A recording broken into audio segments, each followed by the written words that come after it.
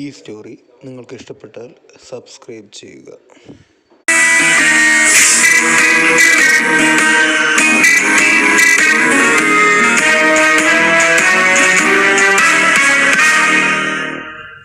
അധ്യായം 36. തന്റെ മുടങ്ങിപ്പോയ പഠനം തുടരണമെന്ന് തീരുമാനിച്ച് അതിനെപ്പറ്റി അന്വേഷിക്കാൻ കോളേജിലെത്തിയ അനന്തൻ പ്രിൻസിപ്പാളിന്റെ ഓഫീസിലേക്ക് പോകുന്നു. പക്ഷേ ഈ സമയം പ്രിൻസിപ്പൽ ഓഫീസിൽ അനന്തന് തിരികെ എടുക്കുന്നതിനെ പറ്റിയുള്ള ചർച്ച നടക്കുകയാണ്. അനന്തനോട് എന്തോ പ്രത്യേക വിരോധമുള്ളതുപോലെ വിദ്യാലക്ഷ്മി എന്ന പ്രൊഫസർ ഇതിനെ എതിർത്തു. അനന്തനെ തിരിച്ചെടുക്കുവാൻ താൻ അനുവദിക്കില്ല എന്ന് ശഠിച്ചുകൊണ്ട് അവിടെ നിന്നും ദേഷ്യത്തിൽ ഇറങ്ങിപ്പോയ പ്രൊഫസർ കൃത്യസമയത്ത് എതിരെ വന്ന അനന്തനുമായി കൂട്ടിമുട്ടുന്നു. അകത്തെ അവരുടെ സംസാരം മുഴുവൻ അനന്തൻ കേട്ടിരുന്നു എന്ന് പ്രൊഫസറിനും പ്രിൻസിപ്പാളിനും മനസ്സിലായി. എന്നാൽ അനന്തൻ അതിന്റെ യാതൊരു ദേഷ്യവും പ്രകടിപ്പിക്കാതെ അവർക്ക് ഗുഡ് മോർണിംഗ് പറഞ്ഞു. വിദ്യാലക്ഷ്മി അനന്തനെ ഒന്ന് തുറിച്ചു നോക്കിയിട്ട് മുന്നോട്ട് നടന്നു. അനന്തൻ ഇതെല്ലാം പ്രതീക്ഷിച്ചതാണ്. അതിനാലാണ് ഭാർഗവൻ സാർ വിളിച്ച് സംസാരിക്കാമെന്ന് പറഞ്ഞപ്പോൾ അവൻ എതിർക്കാതിരുന്നത്. ഭാർഗവ ഗ്രൂപ്പിന്റെ റെക്കമെൻഡേഷൻ ഉള്ളതുകൊണ്ട് പ്രിൻസിപ്പൽ അനന്തനോട് ഏത് പ്രൊഫസറിന്റെ ബാച്ചാണ് വേണ്ടതെന്ന് തീരുമാനിക്കാനുള്ള അവസരം നൽകി. പക്ഷേ അവൻ ഏത് പ്രൊഫസർ ആയാലും കുഴപ്പമില്ല എന്ന മറുപടി കേട്ട് പ്രിൻസിപ്പൽ ഒന്ന് അതിശയിച്ചു. കാരണം വിദ്യാലക്ഷ്മിക്കും ഗംഗാധരനുമൊക്കെ തന്നോടുള്ള വിരോധം മനസ്സിലാക്കിയിട്ടാണ് അനന്തൻ വന്നിരിക്കുന്നത്. അതിനാലാണ് അവന് പൊരുത്തപ്പെടാൻ പറ്റുന്ന അധ്യാപകന്റെ ക്ലാസ്സിൽ ചേർക്കാം എന്ന് പ്രിൻസിപ്പൽ പോലും ചിന്തിച്ചത്. പക്ഷേ ഏത് അധ്യാപകനോടും പൊരുത്തപ്പെടും എന്ന അനന്തന്റെ ആത്മവിശ്വാസം അയാളെ ഞെട്ടിച്ചു കളഞ്ഞു. അയാൾ അനന്തന് F ഡിവിഷനിലേക്ക് അഡ്മിഷൻ നൽകി. അനന്തൻ ഒന്ന് പുഞ്ചിരിച്ചു. കാരണം അരുന്ധതി ബസ്സിൽ വെച്ച് പറഞ്ഞത് അവൻ ഓർമ്മ വന്നു. കോളേജിൽ അഡ്മിഷൻ എടുക്കുമ്പോൾ F ബ്ലോക്കിലേക്ക് ഒരിക്കലും പോകരുത് എന്ന്. കാരണം അവിടെയുള്ളതിൽ ഏറ്റവും മോശം ബ്ലോക്കാണ് F ബ്ലോക്ക്. F എന്നാൽ ഫെയിലിയർ എന്നാണ് കുട്ടികളുടെ ഇടയിൽ പോലും സംസാരം. മറ്റു ബ്ലോക്കിലെ കുട്ടികൾ എല്ലാവരും തന്നെ F ബ്ലോക്കിലെ വിദ്യാർത്ഥികളെ തോൽവികൾ എന്നായിരുന്നു വിളിച്ചിരുന്നത്. അവർ സ്വയം വലിയവരെന്നും F ബ്ലോക്കിലുള്ളവർ തങ്ങളെക്കാൾ കുറഞ്ഞവരെന്നും കരുതിയിരുന്നു. അധ്യാപകർ പോലും F ബ്ലോക്കിൽ അഡ്മിഷൻ നേടിയ കുട്ടികളെ അത് അവരുടെ വിധിയും നിർഭാഗ്യവുമായി കണ്ടുകൊണ്ട് തടയാറാണ് പതിവ്. അധ്യാപകർക്കിടയിൽ ഫസ്റ്റ് ഇയേഴ്സിലെ നരകം എന്നായിരുന്നു F ബ്ലോക്കിന് പേര്. അനന്തനെയും കൂട്ടി പ്രിൻസിപ്പൽ F ബ്ലോക്കിലെത്തി. അവിടെ അപ്പോൾ ക്ലാസ് നടക്കുകയാണ്. പക്ഷേ ക്ലാസ്സിലെ പകുതി മുക്കാൽ പേരും ഡെസ്കിൽ തല വെച്ച് കിടന്നുറങ്ങുകയാണ്. ബാക്കിയുള്ളവരിൽ ചിലർ ക്ലാസ്സിൽ ശ്രദ്ധിക്കുന്നുണ്ട്. അതും മനസ്സില്ലാ മനസ്സോടെയാണെന്ന് അവരുടെ മുഖത്തെ മുഷിച്ചിലിൽ നിന്നും വ്യക്തം. പ്രിൻസിപ്പൽ ദേഷ്യത്തോടെ ക്ലാസ് റൂമിന്റെ കതകിൽ 2 തവണ ആഞ്ഞു തട്ടി. ശബ്ദം കേട്ട് ഡെസ്കിൽ തല വെച്ച് കിടന്നവരും സംസാരിച്ചു കൊണ്ടിരുന്നവരുമെല്ലാം നിവർന്നിരുന്ന് ക്ലാസ്സിൽ ശ്രദ്ധിക്കുന്നത് പോലെ ഭാവിക്കാൻ തുടങ്ങി. പ്രിൻസിപ്പൽ അനന്തനെയും കൂട്ടി ക്ലാസ്സിലേക്ക് കയറി അവനെ എല്ലാവർക്കും പരിചയപ്പെടുത്തി. അനന്തൻ ഇന്ന് അഡ്മിഷൻ എടുത്തിട്ടേ ഉള്ളൂ. പുതിയ ആളാണെന്ന് കരുതി അനന്തനെ ശല്യം ചെയ്യാനോ ചൊറിയാനോ ആരും നിൽക്കരുത്. എല്ലാവരും പുതിയ ആളോട് സൗഹൃദത്തോടെ മാത്രം പെരുമാറുക. അത്രയും പറഞ്ഞ് പ്രിൻസിപ്പൽ തിരികെ പോയി. Good morning friends. ഞാൻ അനന്തൻ വർമ്മ. ഇന്നു മുതൽ ഞാനും നിങ്ങൾക്കൊപ്പമുണ്ട്. നമുക്ക് ഓരോരുത്തരെയായി വിശദമായി പിന്നീട് പരിചയപ്പെടാം കേട്ടോ. അനന്തൻ സ്വയം പരിചയപ്പെടുത്തി അത്രയും പറഞ്ഞുകൊണ്ട് ഒഴിഞ്ഞു കിടന്ന ഒരു സീറ്റിലേക്ക് പോയതും ക്ലാസിന്റെ ഒരു വശത്തു നിന്നും കയ്യടികൾ ഉയർന്നു. ക്ലാസ്സിലെ പെൺപടകളാണ്. അനന്തന്റെ രൂപവും സംസാരവും ഒക്കെ കണ്ട് അവർക്കങ്ങ് ബോധിച്ചു. അനന്തൻ തന്റെ സീറ്റിലേക്ക് ചെന്നപ്പോൾ തൊട്ടടുത്തിരിക്കുന്ന പെൺകുട്ടി ചെറുതായി ഒന്ന് പരിഭ്രമിച്ചതുപോലെ അനന്തന് തോന്നി. അവളുടെ രൂപം കണ്ട് അനന്തനും ഒന്ന് ശങ്കിച്ചു. മുടി കൊണ്ട് മുഖം മറച്ച പോലെ ഒരു ഹെയർ സ്റ്റൈൽ ആയിരുന്നു. അതുമാത്രമല്ല അവളുടെ കഴുത്തിന് ചുറ്റും ചുവന്ന കുരുക്കൾ നിറഞ്ഞിരുന്നു. കണ്ണിന് വിളർച്ചയുണ്ടെന്നും അവൻ മനസ്സിലാക്കി. ഞാൻ ഇവിടെ ഇരിക്കുന്നതിൽ തനിക്ക് എന്തെങ്കിലും ബുദ്ധിമുട്ടുണ്ടോ? അവൾ അത്ഭുതത്തോടെ അവനെ നോക്കി. അവൾക്ക് എന്തോ രോഗമുണ്ടാകാം. അതിന്റെ പേരിൽ ആരും അവളോട് മിണ്ടാറോ അവളുടെ അടുത്ത് ഇരിക്കാറോ ഇല്ലായിരിക്കും. അവളുടെ ഭാവം കണ്ട് അനന്തൻ അങ്ങനെയാണ് തോന്നിയത്. അനന്തൻ അവളോട് വീണ്ടും എന്തോ സംസാരിക്കാൻ തുനിഞ്ഞപ്പോൾ അവൾ വീണ്ടും തന്റെ നീളൻ മുടി കൊണ്ട് മുഖം ഒന്നുകൂടി മറച്ച് നീങ്ങിയിരുന്നു. അനന്തന് അവളുടെ ഈ പെരുമാറ്റം കണ്ട് വല്ലായ്മ തോന്നി. പക്ഷേ അവൻ അതത്ര കാര്യമാക്കാതെ പ്രൊഫസർ പറയുന്നത് ശ്രദ്ധിച്ച് മുന്നോട്ട് നോക്കിയിരുന്നു. ആ പീരീഡ് അങ്ങനെ കഴിഞ്ഞുപോയി. എല്ലാവർക്കും ഓർമ്മയുണ്ടാവുമെന്ന് വിശ്വസിക്കുന്നു. ഇന്ന് 3ാമത്തെ പീരീഡ് നിങ്ങൾക്കൊരു എക്സാം പറഞ്ഞിരുന്നു. ഇറങ്ങുന്നതിന് മുൻപേ അധ്യാപകൻ ഓർമ്മിപ്പിച്ചു. എക്സാമോ? ഏത് എക്സാമാണ്? അനന്തൻ അടുത്തിരുന്ന പെൺകുട്ടിയോട് ചോദിച്ചു. അവൾ ഇംഗ്ലീഷ് ബുക്ക് എടുത്ത് അവന് മുന്നിലേക്ക് നീക്കിവെച്ചു. ഓ, ഇംഗ്ലീഷാണോ? കുറെ കാലമായി ഈ പുസ്തകമൊക്കെ ഒന്ന് വായിച്ചിട്ട്. എന്തായാലും താങ്ക് യു. അവൻ അവൾക്ക് നന്ദി പറഞ്ഞ ശേഷം ശ്രദ്ധയോടെ ഓരോ താളും മറിച്ചു. അനന്തന് ഇതൊന്നും പ്രത്യേകിച്ച് പഠിച്ചെടുക്കേണ്ട കാര്യമില്ല. ഭൂമിയിൽ ഏതൊക്കെ ഭാഷയുണ്ടോ അതെല്ലാം അനന്തന് വഴങ്ങും. നാഗലോകത്തെ പരിശീലനം ഏത് പുതിയ കാര്യവും ഒറ്റ നോട്ടത്തിൽ ഗ്രഹിക്കാനുള്ള കഴിവ് അവന് നൽകി കൊടുത്തിട്ടുണ്ട്. എന്നിരുന്നാലും അനന്തൻ വളരെ ശ്രദ്ധയോടെ ഓരോന്നും വായിച്ചു. അനന്തൻ അതേ സ്കൂളിലും കോളേജിലും വർഷങ്ങളായി പഠിച്ചു വന്ന വിദ്യാർത്ഥിയാണ്. കേവലം 2 വർഷങ്ങൾ അവൻ ഇവിടെ നിന്ന് മാറി നിന്നു എന്നേ ഉള്ളൂ. പക്ഷേ എന്നാൽ പോലും അവന്റെ ക്ലാസ്സിലെ ആർക്കും ഒരു പരിചയഭാവമില്ലായിരുന്നു. അതിന് കാരണം എന്തെന്നാൽ മറ്റു കോളേജുകളിൽ നിന്നും അഡ്മിഷൻ നൽകാതെ തഴഞ്ഞ കുട്ടികൾ മാത്രമാണ് ഇവിടെ ഈ എഫ് ബ്ലോക്കിൽ എത്തിപ്പെടുന്നത്. അവരെല്ലാവരും പലയിടങ്ങളിൽ നിന്നും വന്നു ചേരുന്നവരായതുകൊണ്ട് തന്നെ മുൻപ് ഇവിടെ പഠിച്ചിരുന്ന ആരെയും അവർക്കറിയില്ല. അതുമാത്രമല്ല, മറ്റു ബാച്ചിലെ കുട്ടികളുമായി ഇക്കൂട്ടർക്ക് സൗഹൃദമില്ലാത്തതിനാൽ അനന്തനെ മുൻപരിചയമുള്ള ആരുമായും ഇവർ സംസാരിക്കുകയുമില്ല. അതിനാൽ തന്നെ അനന്തൻ അവിടെ മുൻപ് പഠിച്ചിരുന്ന ആളാണെന്ന് പോലും അവർക്ക് അറിയാൻ കഴിഞ്ഞില്ല. പെൺകുട്ടികൾ മാത്രമാണ് അനന്തനോട് അടുപ്പം കാണിച്ചതും അവനോട് കൂട്ടുകൂടാൻ ശ്രമിച്ചതും. എന്നാൽ അവൻ വായിച്ചുകൊണ്ടിരുന്ന പുസ്തകത്തിൽ മാത്രം ശ്രദ്ധ നൽകി വായന തുടർന്നു. അതിനാൽ അനന്തനിൽ താല്പര്യം തോന്നി വന്ന പെൺകുട്ടികൾക്ക് അവനുമായി ഒരു സൗഹൃദത്തിന് അവസരം ലഭിച്ചില്ല. 3ാമത്തെ പീരിയഡ് ബെല്ലടിച്ചു. അനന്തൻ പുസ്തകം മടക്കി വെച്ചതും സാർ വന്ന് എക്സാം തുടങ്ങി. എക്സാം സമയത്ത് സാർ തീരെ സ്ട്രിക്റ്റ് അല്ലായിരുന്നു. കാരണം അദ്ദേഹത്തിന് അറിയാം, എഫ് ബ്ലോക്കിലെ കുട്ടികൾക്ക് പുസ്തകം തുറന്നു വെച്ച് എഴുതാൻ അവസരം നൽകിയാൽ പോലും അവർ 40 മാർക്കിലധികം വാങ്ങില്ല എന്ന്. ആരും ഒന്നും പഠിച്ചിട്ടില്ലാത്തതിനാൽ പരസ്പരം നോക്കി എഴുതും എന്ന പ്രശ്നവുമില്ല. അധ്യാപകൻ വെറുതെ കസേരയിൽ ചാഞ്ഞ് കണ്ണുകൾ അടച്ച് വിശ്രമിച്ചു. എക്സാം എഴുതാനായി പേപ്പർ ലഭിച്ചപ്പോഴാണ് അനന്തൻ ഓർത്തത് തന്റെ കയ്യിൽ പേനയില്ലല്ലോ എന്ന്. എന്താ ഇപ്പോൾ ചെയ്യുക എന്ന ഭാവത്തിൽ അനന്തൻ ചുറ്റും നോക്കുന്നത് കണ്ട് കാര്യം മനസ്സിലായ ആ പെൺകുട്ടി തന്റെ 2 പേനകൾ അവന് മുന്നിലേക്ക് നീക്കി വെച്ചു കൊടുത്തു. അതിവേഗം ഉത്തരങ്ങൾ എഴുതി കഴിഞ്ഞ അനന്തൻ ചുറ്റും നോക്കിയപ്പോൾ എല്ലാവരും ഉറങ്ങുന്നതാണ് കണ്ടത്. അനന്തൻ കരുതിയത് അവിടുത്തെ രീതി ഇങ്ങനെയാണെന്നാണ്. എക്സാം നേരത്തെ എഴുതി തീരുന്നവർ മറ്റുള്ളവർക്ക് ശല്യമാകാതെ മിണ്ടാതെ ഡെസ്കിൽ തലവെച്ച് കിടക്കുന്നതാണ് എന്നാണ് അനന്തൻ വിചാരിച്ചത്. അവനും അതേപടി ചെയ്തു. പക്ഷേ അനന്തൻ ഉറങ്ങുകയായിരുന്നില്ല. പകരം ആദിശേഷന്റെ മന്ത്രങ്ങൾ മെല്ലെ ഉരുവിടുകയായിരുന്നു. പക്ഷെ സാർ നോക്കുമ്പോൾ കണ്ടത് എല്ലാവരെയും പോലെ അനന്തനും പരീക്ഷ എഴുതാതെ ഉറങ്ങുന്നതാണ്. അതിനാൽ അദ്ദേഹം അനന്തനെയും ഒരു ഉഴപ്പനായി കണ്ടു. അദ്ദേഹത്തിന് പുതിയ ആളെങ്കിലും പഠിക്കണം എന്ന ബോധമുള്ളവനായിരുന്നുവെങ്കിൽ എന്ന പ്രതീക്ഷയുണ്ടായിരുന്നു. അയാൾ നിരാശയോടെ എല്ലാവരിൽ നിന്നും പേപ്പർ വാങ്ങിച്ചു. എക്സാം കഴിഞ്ഞതിന് തൊട്ടു പിന്നാലെ ക്ലാസ്സിലേക്ക് ഒരു അതിസുന്ദരിയായ പെൺകുട്ടി കടന്നു വന്നു. റോസാദളങ്ങൾ പോലെയുള്ള ചുണ്ടുകളായിരുന്നു അവിടെ എല്ലാവരും ശ്രദ്ധിച്ചത്. ക്ലാസ്സിൽ എല്ലാവരുടെയും അടക്കം പറച്ചിൽ കേട്ട് ആരോ വന്നു എന്ന് മനസ്സിലാക്കിയ അനന്തൻ മുഖമുയർത്തി വാതിൽക്കലേക്ക് നോക്കി. അരുന്ധതി ആയിരുന്നു അത്. എടാ, ഇത് അരുന്ധതിയല്ലേ? അപ്പുറത്തെ സ്കൂളിലെ അപ്സരസ്.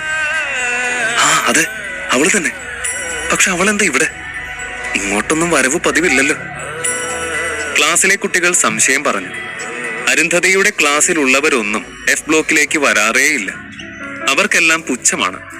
അതിനാലാണ് അരുന്ധതിയുടെ വരവ് അവരെ അതിശയിപ്പിച്ചത്. അരുന്ധതി ആരെയും ശ്രദ്ധിക്കാതെ ക്ലാസ്സിലേക്ക് കയറി ഏറ്റവും പിന്നിലെ ബെഞ്ചിനരികിൽ വന്നു. എനിക്കറിയായിരുന്നു ഏറ്റവും പിന്നിൽ തന്നെ വന്ന് സീറ്റ് പിടിച്ചിട്ടുണ്ടാവൂന്ന്. ഇന്റർവെല്ലായി, നമുക്ക് ഒരുമിച്ചിരുന്ന് ആഹാരം കഴിക്കാം. അരുന്ധതി അവന്റെ തലമുടികളിലൂടെ വിരലോടിച്ചുകൊണ്ട് പറഞ്ഞു. അവർ 2 പേരും ക്ലാസ്സിൽ നിന്നിറങ്ങി ക്യാൻറ്റീനിലേക്ക് നടന്നു. അവർ പോയ ശേഷം ക്ലാസ്സിൽ വീണ്ടും മുറുമുറുപ്പ് തുടങ്ങി. കണ്ടില്ലേ, നമ്മുടെ അപ്സരസ് അവനോട് എത്ര അടുത്ത് ഇടപെടുന്നു. ഇവര് തമ്മിൽ മുൻപരിചയം ഉണ്ടാവും തീർച്ച. വെറും പരിചയോ? നീ കണ്ടതല്ലേ അവൾ അവന്റെ മുടിയിലൊക്കെ പിടിച്ച് കളിച്ചത്. വെറും പരിചയമാണെങ്കിൽ ഇത്രയും അടുപ്പം കാണിക്കുക. ഇവര് തമ്മിൽ ഉറപ്പായും പ്രണയബന്ധം തന്നെയാ. പിന്നല്ലാതെ എന്തൊക്കെയായിരുന്നു. അരുന്ധതി ആരെയും പ്രണയിക്കില്ല. അവള് വെറും പുസ്തക പുഴുവാണ്. ടീച്ചേഴ്സിന്റെ ഒക്കെ ഗുഡ് ബുക്കിലല്ലേ അവൾ എന്നും. മഹിയുടെ പ്രപ്പോസൽ വന്നപ്പോ പോലും അവൾ എതിർത്തല്ലോ. ഇപ്പോഴല്ലേ പൂച്ച കണ്ണടച്ച് പാല് കുടിക്കുകയാണെന്ന് മനസ്സിലായത്. അനന്തനെയും അരുന്ധതിയെയും ഒരുമിച്ച് കാണുമ്പോഴെല്ലാം അവളെ മോഹിച്ച ആൺകുട്ടികളുടെ എല്ലാം മുഖം കറക്കുന്നുണ്ട്. അവന്മാർ അവരെ പിന്തുടർന്ന് ക്യാൻറ്റീനിലെത്തി. ക്യാൻറ്റീൻ സാമാന്യം വലുതാണ്. സ്കൂളിന്റെയും കോളേജിന്റെയും പൊതുവായ ക്യാൻറ്റീൻ ആയതിനാൽ വളരെയധികം തിരക്കുമുണ്ട്. സഹോദര, വേഗം പോയി നമുക്കുള്ള ആഹാരം കൊണ്ടുവരൂ. ഇത് രാജകുമാരി അരുന്ധതിയുടെ ആജ്ഞയാണ്. അരുന്ധതിയുടെ നാടകീയമായ പറച്ചിൽ കേട്ട് അനന്തൻ പൊട്ടിച്ചിരിച്ചു. നീ അല്ലെങ്കിലും എന്റെ രാജകുമാരി തന്നെ അല്ലടി. വേഗം പോയി നമുക്കുള്ള ഇരിപ്പിടങ്ങൾ കണ്ടെത്തൂ എന്ന് അരുന്ധതിയുടെ അതേ താളത്തിൽ പറഞ്ഞ് അവളുടെ കവിളിൽ പിടിച്ച ശേഷം അവൻ അവർക്ക് രണ്ടുപേർക്കും വേണ്ടിയുള്ള ആഹാരം എടുക്കാനായി ചെന്നു. അനന്തൻ ആഹാരം വാങ്ങി തിരികെ വരുമ്പോൾ കാണുന്നത് അരുന്ധതി ഇരിക്കുന്നതിന്റെ എതിർവശത്തുള്ള കസേരയിൽ ഒരു പയ്യനിരുന്ന് അവളോട് എന്തോ സംസാരിക്കുന്നതാണ്. അരുന്ധതിയുടെ മുഖത്ത് വിമിഷ്ടം കാണും. അവൾ തിരികെ ഒന്നും സംസാരിക്കുന്നില്ല എന്ന് കണ്ട് അക്ഷമനായ ആ പയ്യൻ മറുപടി പറയടി എന്ന് പറഞ്ഞുകൊണ്ട് ആ മേശമേൽ ആഞ്ഞടിക്കുന്നതാണ് പിന്നീട് അനന്തൻ കണ്ടത്. അരുന്ധതി ഞെട്ടി പിന്നിലോട്ട് ആഞ്ഞതും അനന്തൻ വളരെയധികം ദേഷ്യത്തോടെ അവർക്കരികിലേക്ക് ചെന്നു. വീറോടെ അടുത്തു കിടന്ന കസേരകൾ തട്ടിത്തെറിപ്പിച്ച് പാഞ്ഞു വരുന്ന അനന്തനെ കണ്ട് കുട്ടികളെല്ലാവരും അവനെ നോക്കി. കോളേജിലെ ആദ്യ ദിവസം തന്നെ അനന്തന് തന്റെ വിശ്വരൂപം കാണിക്കാൻ ഇടവരുമോ?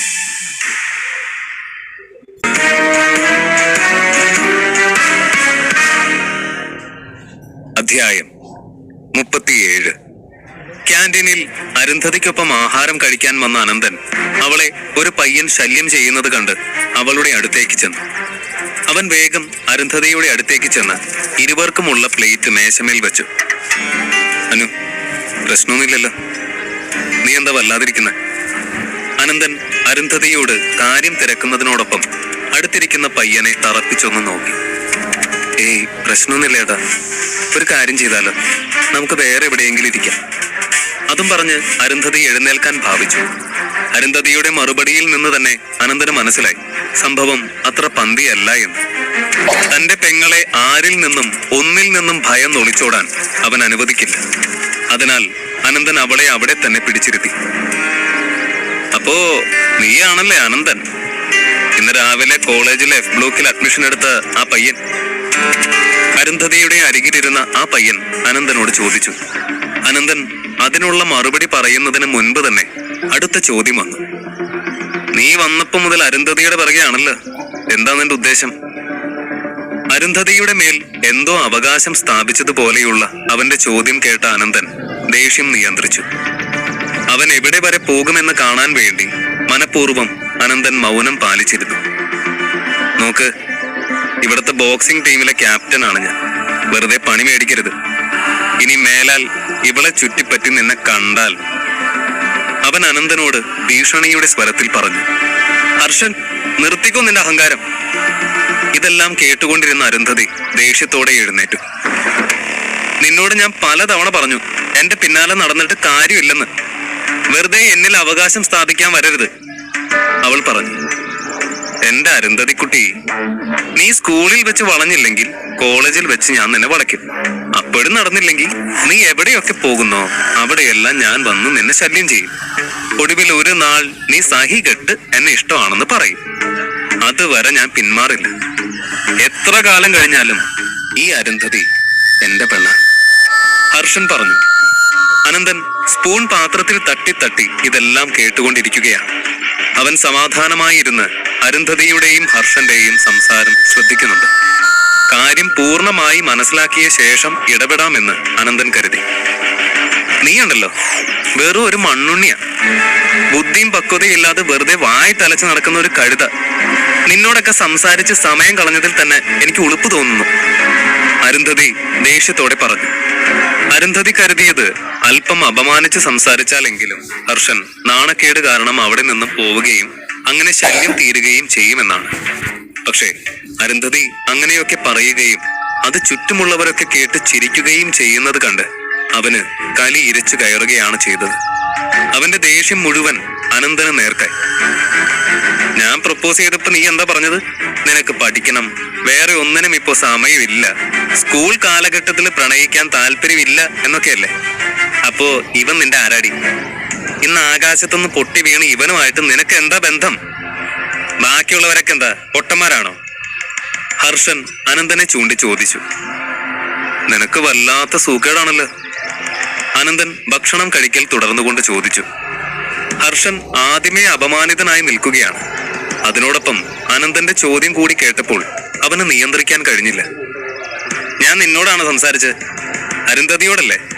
സ്വന്തം കാര്യം മാത്രം നോക്കി കഴിച്ചിട്ട് എഴുന്നേറ്റ് പോവാൻ നോക്ക്. മാത്രമല്ല, നാളെ മുതൽ അരുന്ധതിയുടെ ഒപ്പം ഇരുന്ന് നീ ആഹാരം കഴിക്കുന്നത് ഞാൻ കാണരുത്. സ്വന്തം പ്ലേറ്റും വാങ്ങി ദൂരെ ഏതെങ്കിലും ടേബിളിൽ പോയി ഇരുന്നോണം. ഇല്ലെങ്കിൽ വീട്ടിൽ പോകുമ്പോൾ നിന്റെ മുഖത്തിന്റെ ഷേപ്പ് വീട്ടുകാർക്ക് തിരിച്ചറിയാൻ കഴിയാത്ത തരത്തിൽ മാറിപ്പോകും. വെറുതെ ബാക്കിയുള്ളവന്റെ കൈക്ക് പണി ഉണ്ടാക്കരുത്. ഹർഷൻ അനന്തന്റെ കോളറിൽ പിടിച്ചു പറഞ്ഞു. ഹർഷൻ അത്രയും പറഞ്ഞു തീർക്കുന്നതിന് മുൻപ് തന്നെ അനന്തന്റെ കയ്യിലെ സ്പൂൺ പ്ലേറ്റിൽ വീഴുന്ന ശബ്ദം കേട്ടു.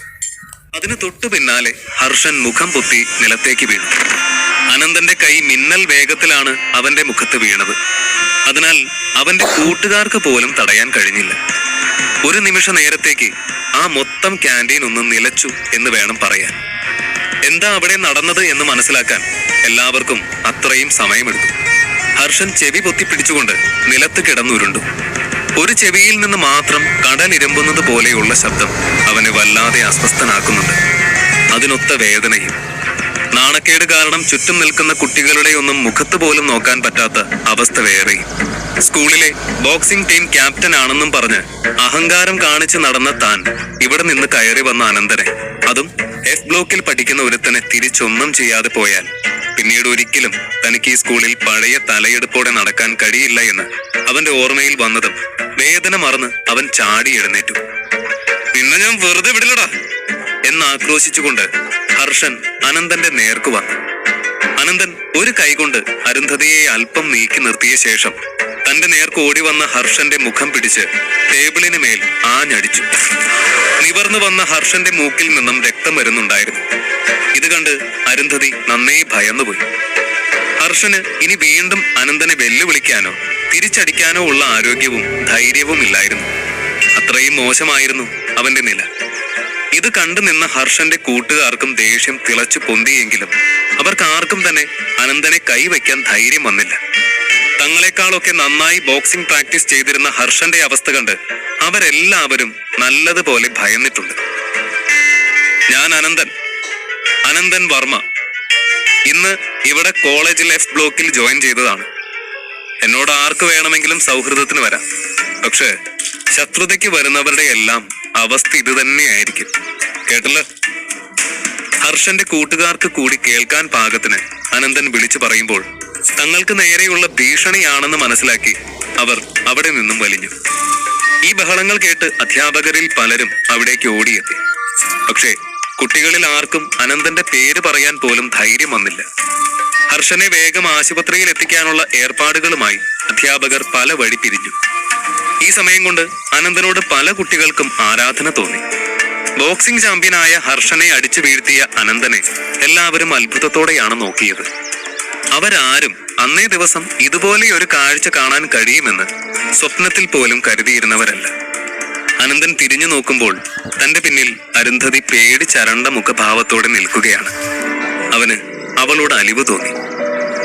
എന്താനും ഞാൻ നിന്നെ പിന്നെയും ഒരുപാട് പേടിപ്പിച്ചോ? അനന്തൻ പിന്നെയും പേടിപ്പിച്ചോ എന്നതുകൊണ്ട് ഉദ്ദേശിച്ചത് അന്ന് ബാറിൽ വെച്ച് കാളിദാസനും കൂട്ടരുമായി നടന്ന അടിപിടിയുടെ കാര്യമാണ്. അന്ന് അരുന്ധതിയുടെ ഭയം കണ്ട അനന്തൻ മനസ്സിൽ കുറിച്ചിട്ടതാണ് ഇനി അവളുടെ മുന്നിൽ വെച്ച് താൻ രൗദ്രഭാവം അണിയില്ല എന്ന്. പക്ഷേ സാഹചര്യം അതിന് അനുവദിച്ചില്ല. അവൻ അവളുടെ മുഖത്ത് അലിവോടെ തട്ടി. ഞാൻ ഈ അടിപിടി കണ്ടിട്ടല്ല ഏട്ട ഭയന്നത്. ഇന്ന് ഏട്ടന്റെ ആദ്യത്തെ ദിവസമാണ്. അന്ന് തന്നെ വലിയൊരു അടി നടന്നിരിക്കുന്നു. ഇപ്പൊ ഏട്ടന് ഈ കോളേജിൽ റൗഡി എന്ന പേര് വീണിട്ടുണ്ടാവും. ഇതെങ്ങാൻ അച്ഛൻ അറിഞ്ഞാലോ? അത് ഓർത്തിട്ടാ ഞാൻ പേടിച്ചു നിൽക്കുന്നത്. അതാണോ കാര്യം? റൗഡി എന്ന പേര് വീണിട്ടുണ്ടാവുമെന്ന് നീ തന്നെ ഇപ്പൊ പറഞ്ഞില്ലേ? അപ്പൊ പിന്നെ പ്രശ്നമില്ലല്ലോ. പേടിച്ചിട്ട് ആരും എന്റെ പേര് പറയില്ല. ടീച്ചർമാര് ചോദിച്ചിട്ട് ആരെങ്കിലും വല്ലതും വേണ്ടിയോ? പിന്നെ ഹർഷനും എന്റെ പേര് പുറത്തു പറയാനുള്ള ധൈര്യം ഇനി ഉണ്ടാവില്ല. ഇനി മോളായിട്ട് വീട്ടിൽ പോയി പറയാതിരുന്നാ മതി. അച്ഛനൊന്നും അറിയില്ല. അനന്തൻ തമാശയുടെ സ്വരത്തിൽ എന്നാൽ അല്പം ഗൗരവത്തോടെ പറഞ്ഞു. അനന്തൻ ഇത്രയും ഒക്കെ പറഞ്ഞിട്ടും അരുന്ധതിയുടെ മുഖത്ത് ഭയത്തിന്റെ അംശം പൂർണ്ണമായും വിട്ടുമാറാത്തത് കണ്ട് അവൻ തുടർന്നു.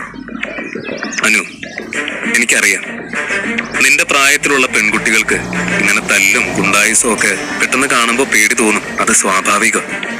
പക്ഷെ ഇത്രയധികം ഭയം ഒന്നിനോടും പാടില്ല. നിനക്കറിയാലോ, നമ്മുടെ ഈ ലോകം ഒരുപാട് ക്രൂരതകളും വഞ്ചനകളും നിറഞ്ഞതാ. അതുകൊണ്ട് നമ്മൾ എന്നും പൊരുതി വേണം ജീവിക്കാൻ. ഒരിക്കലും നിന്റെ ജീവിതം മറ്റൊരാൾ സുരക്ഷിതമാക്കുമെന്നോ സംരക്ഷണം നൽകുമെന്നോ പ്രതീക്ഷിച്ച് നീ ജീവിക്കരുത്. പകരം സ്വന്തം സുരക്ഷ സ്വയം ഉറപ്പുവരുത്തണം. അതിനുള്ള കരുത്തും ധൈര്യവും ഈ ചെറുപ്രായത്തിലേ തന്നെ ആർജിച്ചെടുക്കണം.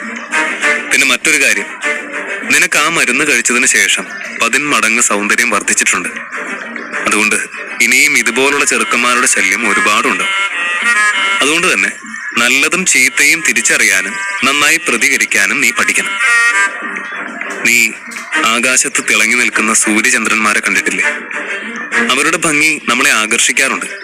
അവരെ കയ്യിലേക്ക് കിട്ടിയെങ്കിൽ എന്ന് കുട്ടിക്കാലത്ത് നമ്മൾ ഒരുപാട് കൊതിച്ചിട്ടുമുണ്ട്. പക്ഷെ ആരെങ്കിലും അവരെ തൊടാൻ ധൈര്യപ്പെടും? അകലവും ചൂടും, ഇവ രണ്ടുമാണ് അവരെ സ്വയം സംരക്ഷിക്കുന്നത്. അതുപോലെ തന്നെ ആകണം നീ. ഞാൻ ഉദ്ദേശിച്ചത് മനസ്സിലായോ? അനന്തൻ ചോദിക്കുന്നത് കേട്ട് അരുന്ധതിയുടെ ഭാവം മാറി. അവൻ പറഞ്ഞതിന്റെ പൊരുൾ തേടി അവളുടെ കണ്ണുകൾ വിടർന്നു. ഒരുപാട് ലവ് ലെറ്റേഴ്സും പ്രപ്പോസലും കിട്ടുന്നതിന്റെ അർത്ഥം തനിക്ക് അവർ ഒരുപാട് വില തരുന്നു എന്നല്ല, തന്നിലേക്ക് എത്താൻ എളുപ്പമാണ് എന്ന് അവർ കരുതുന്നു എന്നാണ്. തന്നെ വില കുറച്ച് കാണുന്നതിന്റെ ലക്ഷണമാണ്. അതൊരിക്കലും ഗുണകരമല്ല. പകരം തനിക്ക് സൂര്യചന്ദ്രന്മാരെ പോലെ ആകണമെങ്കിൽ തന്നെ തൊട്ടാൽ പൊള്ളുമെന്ന് അവർക്ക് തോന്നണം. അതുപോലെ തന്നിലേക്ക് എത്തുക എന്നത് അത്ര നിസ്സാരവും ആകരുത്. അനന്തൻ പറഞ്ഞതിന്റെ പൊരുൾ അരുന്ധതി തിരിച്ചറിഞ്ഞു. അവൾ ആത്മധൈര്യം ആർജിച്ചെടുക്കണം എന്ന് മനസ്സുകൊണ്ട് ഉറപ്പിച്ചു. അവർ അവിടെ അങ്ങനെ സംസാരിച്ച് നിൽക്കുന്നതിനിടെ കുറച്ചു കുട്ടികൾ ഗ്രൂപ്പായി അങ്ങോട്ടേക്ക് വരുന്നത് കണ്ടു. അതിൽ ഒരു പെൺകുട്ടി മുന്നോട്ട് വന്ന് ചോദിച്ചു, ഇവിടെ ആരാണ് അനന്തൻ? ക്യാൻറ്റീനിൽ നിന്ന കുട്ടികൾ എല്ലാവരും പരസ്പരം നോക്കി. പ്രശ്നം എന്തെന്നറിയാത്തതിനാൽ ആർക്കും അനന്തനെ ചൂണ്ടിക്കാണിക്കാൻ ധൈര്യമുണ്ടായില്ല. അനന്തൻ ദേഷ്യം വന്നാൽ തങ്ങളെയും തല്ലിയാലോ എന്നവർ കരുതി.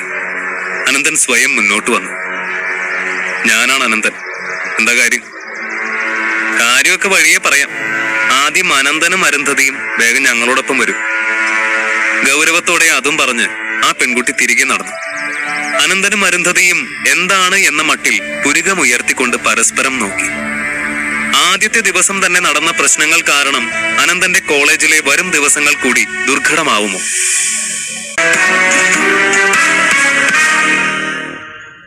അധ്യായം 38. ക്യാൻറ്റീനിൽ വെച്ച് ഹർഷനുമായി പ്രശ്നമുണ്ടായതിന്റെ പിന്നാലെ ഒരു സംഘം കുട്ടികൾ അവിടേക്ക് വരികയും അനന്തനോടും അരുന്ധതിയോടും അവരോടൊപ്പം ചെല്ലാൻ പറയുകയും ചെയ്തു. ആ വന്ന കുട്ടികളുടെ എല്ലാം യൂണിഫോമിൽ ഒരു പ്രത്യേക ബാഡ്ജ് ഉണ്ടായിരുന്നു. അനന്തൻ ആ ബാഡ്ജ് സൂക്ഷിച്ചു നോക്കിയപ്പോഴാണ് അത് സ്റ്റുഡന്റ് യൂണിയൻ മെമ്പേഴ്സ് ആണെന്ന് മനസ്സിലായത്. വ്യാസഗിരി സ്കൂൾ ആൻഡ് കോളേജിനെ സംബന്ധിച്ച് സ്റ്റുഡന്റ് യൂണിയൻ മെമ്പേഴ്സിന് വളരെയധികം പ്രാധാന്യമുണ്ട്. കാരണം അവരുടെ സ്കൂളിൽ നിന്നും എല്ലാ വർഷവും സ്റ്റേറ്റ് ലെവൽ റാങ്ക് ജേതാക്കൾ പഠിച്ചിറങ്ങാറുണ്ട്. കുറച്ചു വർഷം മുൻപ് രാജീവ് വർമ്മയും കഴിഞ്ഞ വർഷം സുരഭി അയ്യരുമൊക്കെ റാങ്ക് നേടി സ്കൂളിന്റെ അഭിമാനം കാത്തതാണ്. അതുപോലെ ഇനി വരും വർഷങ്ങളിലും അതുപോലെ മികച്ച വിദ്യാർത്ഥികളെ വാർത്തെടുക്കാൻ വേണ്ടിയാണ് സ്റ്റുഡന്റ് യൂണിയൻ. അവർക്കായിരിക്കും എക്സാം ഡ്യൂട്ടീസും സ്കൂൾ വൃത്തിയായും ഡിസിപ്ലിനായും പരിപാലിക്കേണ്ട ചുമതലയുമെല്ലാം. അനന്തൻ അപ്പോഴേക്കും കാര്യം ഊഹിക്കാൻ കഴിഞ്ഞു. ഹർഷനെ തല്ലിയത് താനാണെന്ന് ആരെങ്കിലും പറഞ്ഞ് ഇവരറിഞ്ഞിട്ടുണ്ടാകും. തനിക്കെതിരെ ഡിസിപ്ലിനറി ആക്ഷൻ എടുക്കാൻ വേണ്ടിയാകും മീറ്റിങ്ങിന് വിളിക്കുന്നത്. അനന്തന്റെ ഒപ്പം നടക്കുന്ന അരുന്ധതിയിലും പലവിധ ചിന്തകളായിരുന്നു. തനിക്ക് വേണ്ടിയാണ് ഏട്ടൻ ഈ പ്രശ്നമുണ്ടാക്കിയത്. അതുകൊണ്ട് തന്നെ എന്ത് ശിക്ഷ ലഭിച്ചാലും താനും അത് ഏറ്റെടുക്കുമെന്ന് അവൾ ഉറപ്പിച്ചു. അവർ മീറ്റിംഗ് ഹാളിലേക്ക് പ്രവേശിച്ചു. അവിടെ ഒത്തിരി കുട്ടികൾ അവർക്ക് മുന്നേ എത്തിയിട്ടുണ്ട്. പക്ഷേ അവിടെ ഒരു അധ്യാപകനെ പോലും കാണാൻ അവർക്ക് സാധിച്ചില്ല. അനന്തൻ അവിടെ അധ്യാപകരെയും പ്രതീക്ഷിച്ചിരുന്നത് കൊണ്ട് തന്നെ അവന് ഒരു അസ്വാഭാവികത തോന്നി. ഒരുപക്ഷെ ഇവിടെ ഇപ്പോൾ ഇങ്ങനെയുള്ള അടിപിടി കേസിനൊക്കെ പരിഹാരം കാണാനുള്ള അധികാരം സ്റ്റുഡന്റ് യൂണിയന് തന്നെ ഉണ്ടാകും. അനന്തൻ ചിന്തിച്ചു. അവിടെ ഉണ്ടായിരുന്ന കുട്ടികളിൽ ഒരാളെ അനന്തൻ തിരിച്ചറിഞ്ഞു. ശ്യാം. സ്കൂൾ ഗേറ്റിന്റെ മുന്നിൽ വെച്ച് അരുന്ധതിയെ ശല്യം ചെയ്തതിന് അനന്തൻ തല്ലി വീഴ്ത്തിയവൻ. അനന്തൻ അവനെ മനസ്സിലായിട്ടും അറിയാവുന്ന ഭാവം കാണിച്ചില്ല. അനന്തനെ കണ്ടപാടെ ശ്യാം അടുത്തിരുന്ന പയ്യനെ തട്ടി വിളിച്ചു പറഞ്ഞു, മഹിയേട്ടാ, ഞാൻ പറഞ്ഞത് അവനെ പറ്റിയാ. അനന്തനെ ചൂണ്ടിക്കാണിച്ചു. അവർ തന്നെ പറ്റിയാണ് പരസ്പരം സംസാരിക്കുന്നത് എന്ന് മനസ്സിലാക്കിയതിനാൽ അനന്തൻ അവരെ നന്നായി ശ്രദ്ധിച്ചു. മഹിയുടെ മുഖത്ത് താൻ വലിയവനാണെന്ന ഭാവം നല്ല രീതിയിൽ തന്നെ ഉണ്ടെന്ന് അനന്തന് മനസ്സിലായി. അനന്തനെ കണ്ട മഹി ഒന്നുകൂടി ഒന്ന് ഞെളിഞ്ഞിരുന്നു. ഒരുപക്ഷെ മഹി ആയിരിക്കാം അവരുടെ യൂണിയൻ നേതാവ് എന്നവൻ ഊഹിച്ചു. അഹംഭാവത്തിനൊപ്പം അവന്റെ മുഖത്ത് അസാധാരണമായ തേജസ് അനന്തന് കാണാൻ കഴിഞ്ഞു. നീയാണോ എന്നെ ഇവിടേക്ക് വിളിച്ചു വരുത്തിയത്? പറയ്, എന്താ കാര്യം? അനന്തൻ മഹിയോട് ചോദിച്ചു. എടാ കഴുതേ, നിനക്ക് യൂണിയൻ പ്രസിഡന്റിനോട് മര്യാദയ്ക്ക് സംസാരിക്കാൻ അറിയില്ലേ? പ്രസിഡന്റിനെ നീ താൻ എന്നൊക്കെ വിളിക്കാതെ സാർ എന്നോ ലീഡർ എന്നോ വിളിക്കാനുള്ള വകതിരിവ് പോലും ഇല്ലല്ലോ നിനക്ക്. അന്ന് താൻ കൊടുത്തത് കുറച്ചു കുറഞ്ഞു പോയെന്ന് തോന്നുന്നു. അഹങ്കാരം അല്പം പോലും ശമിച്ചിട്ടില്ല. പ്രസിഡന്റ് അവന്റെ സ്വന്തം ആളാണ് എന്നുള്ള ബലത്തിൽ വെറുതെ മറ്റുള്ളവരുടെ മെക്കിട്ട് കയറി ഷൈൻ ചെയ്യുകയാണ്. അരുന്ധതി അനന്തന് വേണ്ടി അവരോട് സംസാരിച്ചു. അനന്തേട്ടൻ ഇവിടെ ഇന്ന് അഡ്മിഷൻ എടുത്തിട്ടേ ഉള്ളൂ. അതുകൊണ്ട് മഹിയേട്ടൻ ഇവിടുത്തെ പ്രസിഡന്റ് ആണെന്നൊന്നും ഏട്ടൻ അറിയില്ല. അതുകൊണ്ട് പറ്റിപ്പോയതാ. അവൾ ഒരു പ്രശ്നം ഒഴിവാക്കാനായി നോക്കി. ഇതൊന്നും ഒരു ന്യായമല്ല അരുന്ധതി. വെറുതെ നിന്റെ ഏട്ടനെ ന്യായീകരിക്കാൻ നിൽക്കണ്ട. ഞാനൊക്കെ ഇവിടെ ജോയിൻ ചെയ്ത ആദ്യ ദിവസം തന്നെ എനിക്ക് ഇവിടുത്തെ പ്രസിഡന്റ് ആരാണെന്നും അവരോടൊക്കെ എങ്ങനെ പെരുമാറണമെന്നും ഒക്കെ അറിയായിരുന്നു. ഇവിടുത്തെ ബാക്കി കുട്ടികൾക്കും അങ്ങനെയൊക്കെ തന്നെയാ. പിന്നെ നിന്റെ ഏട്ടന് മാത്രം എന്താ പ്രത്യേകത? ഇവന്റെ അച്ഛനും അമ്മയും മറ്റുള്ളവരോട് പെരുമാറേണ്ടത് എങ്ങനെയാണെന്ന് പഠിപ്പിക്കാത്തതിന്റെ പ്രശ്നമാണ് ഇതൊക്കെ. ശ്യാം അരുന്ധതിയോട് കയർത്തു. നിനക്ക് കഴിഞ്ഞ തവണ ചെകിടത്ത് കിട്ടിയതിന്റെ വേദന ഓർമ്മയില്ലെന്ന് തോന്നുന്നു. അതൊന്നുകൂടി ഓർമ്മിപ്പിക്കുമ്പോ നിന്റെ സകല പ്രശ്നവും തനിയെ തീർന്നോളും, അനന്തൻ എടുത്ത വായിൽ പറഞ്ഞു. ഇത് കേട്ട മഹി എഴുന്നേറ്റു. നിനക്ക് ശരിക്കും തല്ലുകൂടാൻ ഒത്തിരി ഇഷ്ടമാണല്ലേ? മഹിയുടെ ഉറച്ച ശബ്ദം കേട്ടതും അവിടെ കുട്ടികളെല്ലാവരും നിശബ്ദരായി അവനെ തന്നെ ശ്രദ്ധിക്കാൻ ആരംഭിച്ചു. അനന്തന് സംസാരിക്കാൻ അവസരം നൽകാതെ മഹി വീണ്ടും തുടർന്നു. നീ അന്ന് അരുന്ധതിയെ വിളിക്കാൻ വന്ന ദിവസം ശ്യാമിനെ തല്ലി. ഇന്ന് കോളേജിൽ ജോയിൻ ചെയ്ത് ആദ്യ ദിവസം തന്നെ ഹർഷനെ തല്ലി. ഇപ്പൊ വീണ്ടും ശ്യാമിനെ തല്ലുമെന്ന് ഭീഷണിപ്പെടുത്തുന്നു. എന്താ ഹീറോയിസോ ആണോ അതോ ഗുണ്ടായിസോ? മഹി ചോദിച്ചു. ഇവനെപ്പോലെയുള്ളവരെ കൊന്ന അതൊരു ഹീറോയിസ് ആവുന്നത് എങ്ങനെയാ? ഇവനൊക്കെ എന്റെ മുന്നിൽ വെറും പുഴുവിന് സമം, അനന്തൻ പുച്ഛത്തോടെ പറഞ്ഞു. അനന്തന്റെ മറുപടി കേട്ട് എല്ലാവരും അവനെ തുറിച്ചു നോക്കി. അനന്തന്റെ സ്വഭാവം ശരിയല്ല എന്ന് എല്ലാവരും വിലയിരുത്തി. അനന്തനെ ക്യാൻറ്റീനിൽ നിന്ന് ഇവിടേക്ക് കൂട്ടിക്കൊണ്ടുവന്ന പെൺകുട്ടി അവനോട് ദേഷ്യപ്പെട്ടു. ഇങ്ങനെയാണോ യൂണിയൻ ലീഡറോട് സംസാരിക്കേണ്ടത്? തനിക്ക് വിവരമില്ലേ? ഇങ്ങനെയുള്ളവരൊന്നും കോളേജിലേക്ക് തിരികെ വരാൻ പാടില്ലായിരുന്നു. വയസ്സൊക്കെ കുറെ ആയല്ലോ. എല്ലാവരിലും മൂത്തതാണ് നീ. എന്നിട്ടും അതിന്റെ വകതിരിവും പക്വതയും ഒന്നും കാണുന്നില്ലല്ലോ.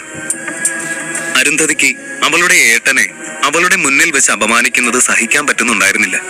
അവൾക്ക് നല്ല ബോധ്യമുണ്ട് അനന്തൻ തെറ്റുകാരനല്ല എന്ന്. തന്നോട് മോശമായി പെരുമാറിയ ശ്യാമും ഹർഷനുമൊക്കെ നല്ലവരും തന്നെ സംരക്ഷിക്കാൻ വേണ്ടി പ്രതികരിച്ച തന്റെ സഹോദരൻ തെറ്റുകാരനും. അവൾക്കിനിയും മിണ്ടാതെ നിൽക്കുന്നത് ശരിയല്ല എന്ന് തോന്നി. മതി, നിർത്തിക്കോ. നിങ്ങൾ ഞങ്ങൾക്കെതിരെ എന്ത് ആക്ഷനാണ് എടുക്കാൻ തീരുമാനിച്ചിരിക്കുന്നത് അത് വളച്ചു കെട്ടാതെ അങ്ങ് പറഞ്ഞോളൂ. അല്ലാതെ ഇവിടെ ആർക്കും ആരുടെയും മെക്കെട്ട് കയറാനുള്ള അധികാരം ഒന്നും ഉണ്ടെന്ന് ഞാൻ വിശ്വസിക്കുന്നില്ല. എന്റെ ഏട്ടൻ ഇവിടെ പഠിക്കാൻ വേണ്ടിയാണ് വന്നിരിക്കുന്നത്. അതിനുള്ള അവകാശം പ്രിൻസിപ്പൽ ഏട്ടന് കൊടുത്തിട്ടുമുണ്ട്.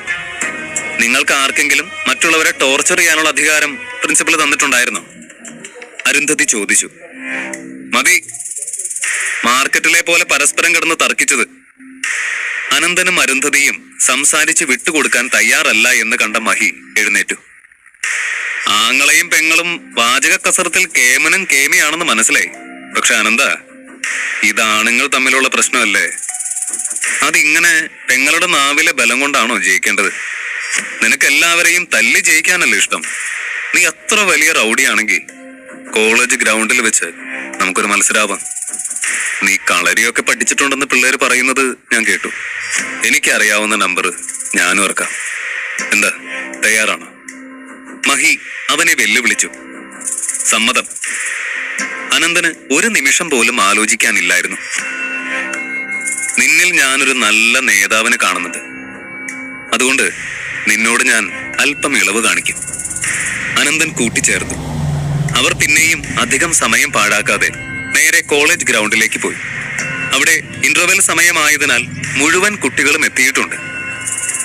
കോളേജിൽ അഡ്മിഷൻ എടുത്ത പുതിയ പയ്യൻ വന്ന ദിവസം തന്നെ ബോക്സിംഗ് ചാമ്പ്യൻ ഹർഷനെ തല്ലി താഴെയിട്ടുവെന്നും യൂണിയൻ പ്രസിഡന്റിനെ വെല്ലുവിളിച്ചുവെന്നും ഒക്കെയുള്ള വാർത്തകൾ പരക്കാൻ അവിടെ അധികം സമയം വേണ്ടല്ലോ. അതിനാൽ അവരിൽ ആര് ജയിക്കുമെന്നറിയാൻ എല്ലാവർക്കും വളരെയധികം ആകാംക്ഷയുണ്ടായിരുന്നു. ഈ മരമണ്ടൻ നമ്മുടെ പ്രസിഡന്റ് മഹിയേട്ടനെ ചെന്ന് വെല്ലുവിളിച്ചു. മഹിയേട്ടന് കഴിഞ്ഞ തവണ വരെ സംസ്ഥാന ഗുസ്തി മത്സരത്തിനും കളരിപ്പയറ്റ് മത്സരത്തിനും 1ാം സമ്മാനമായിരുന്നു. ചാവാൻ നേരാവുമ്പോ മനുഷ്യരങ്ങനെയാ, പല അഹങ്കാരങ്ങളും തോന്നും. അല്ലെങ്കിൽ വന്നു കയറിയ ദിവസം തന്നെ യൂണിയൻ ലീഡറിനെ കയറി വെല്ലുവിളിക്കേണ്ട വല്ല കാര്യം ഉണ്ടായിരുന്നു? ഇതിപ്പോ കാണാലോ അവന്റെ അഹങ്കാരം തീരുന്നത്. ഇത്രയും കുട്ടികളുടെ മുന്നിൽ വെച്ച് നാണം കെടാൻ പോവല്ലേ പാവം. ചുറ്റും നിന്ന കാണികളെല്ലാം മഹിയിൽ വിശ്വാസം അർപ്പിച്ചാണ് നിൽക്കുന്നത്. ചുറ്റും നിൽക്കുന്ന പെൺകുട്ടികളെല്ലാം മഹിയുടെ പേര് ഉച്ചത്തിൽ വിളിച്ചുകൊണ്ട് തന്നെ അവനെ പ്രോത്സാഹിപ്പിക്കുന്നുമുണ്ട്. ഈ സമയം മഹിക്ക് കിട്ടുന്ന സപ്പോർട്ട് കണ്ട് ശ്യാമിന് അനന്തനെ തകർക്കാനും അപമാനിക്കാനും ഇതാണ് പറ്റിയ അവസരമെന്ന് തോന്നി. അവൻ തനിക്കറിയാവുന്ന അനന്തന്റെ ജീവിത സാഹചര്യങ്ങൾ ഉച്ചത്തിൽ വിളിച്ചു പറയാൻ തുടങ്ങി. നിങ്ങൾക്കറിയാമോ, ഇവനെ ഉണ്ടല്ലോ, ഇവന്റെ ഈ വൃത്തികെട്ട സ്വഭാവം കാരണം പണ്ടേ സ്വന്തം തറവാട്ടിൽ നിന്നും മുത്തശ്ശൻ അടിച്ചിറക്കി വിട്ടതാ. ഇവന്റെ അമ്മ പണ്ടേ കണ്ടവന്മാരോടൊപ്പം ഇറങ്ങിപ്പോയി. കൊടിയ ദാരിദ്ര്യത്തിലാണ് ആശാൻ ജീവിക്കുന്നത്. ഏറ്റവും കഷ്ടം നമ്മുടെ അരുന്ധതിയുടെ കാര്യമാണ്. പാവം, നമ്മുടെ കോളേജിന്റെ അപ്സര സുന്ദരി. ഇവനെപ്പോലൊരു ആങ്ങളെ ഉണ്ടാക്കുന്ന പ്രശ്നങ്ങളും നേരിട്ട് അവന് വേണ്ടി ക്ഷമയും പറഞ്ഞ് ജീവിതം തീരുമെന്നാ തോന്നുന്നത്. ഇതിപ്പോ സ്വന്തം ചേട്ടന് വേണ്ടി ആയിരുന്നുവെങ്കിൽ ഇത്രയും ഗതികേടില്ലായിരുന്നു. എനിക്ക് തോന്നുന്നത് നമ്മുടെ സുന്ദരിക്കുട്ടിയെ ഇവര് ദത്തെടുത്തതാണെന്ന്. പാവം, ഈ ദാരിദ്ര്യം പിടിച്ച കുടുംബത്തിൽ വന്ന് പെട്ടുപോയി. അവരിവൾക്ക് നേരെ ചൊവ്വെ തിന്നാനൊന്നും കൊടുക്കില്ല എന്നാ തോന്നുന്നത്.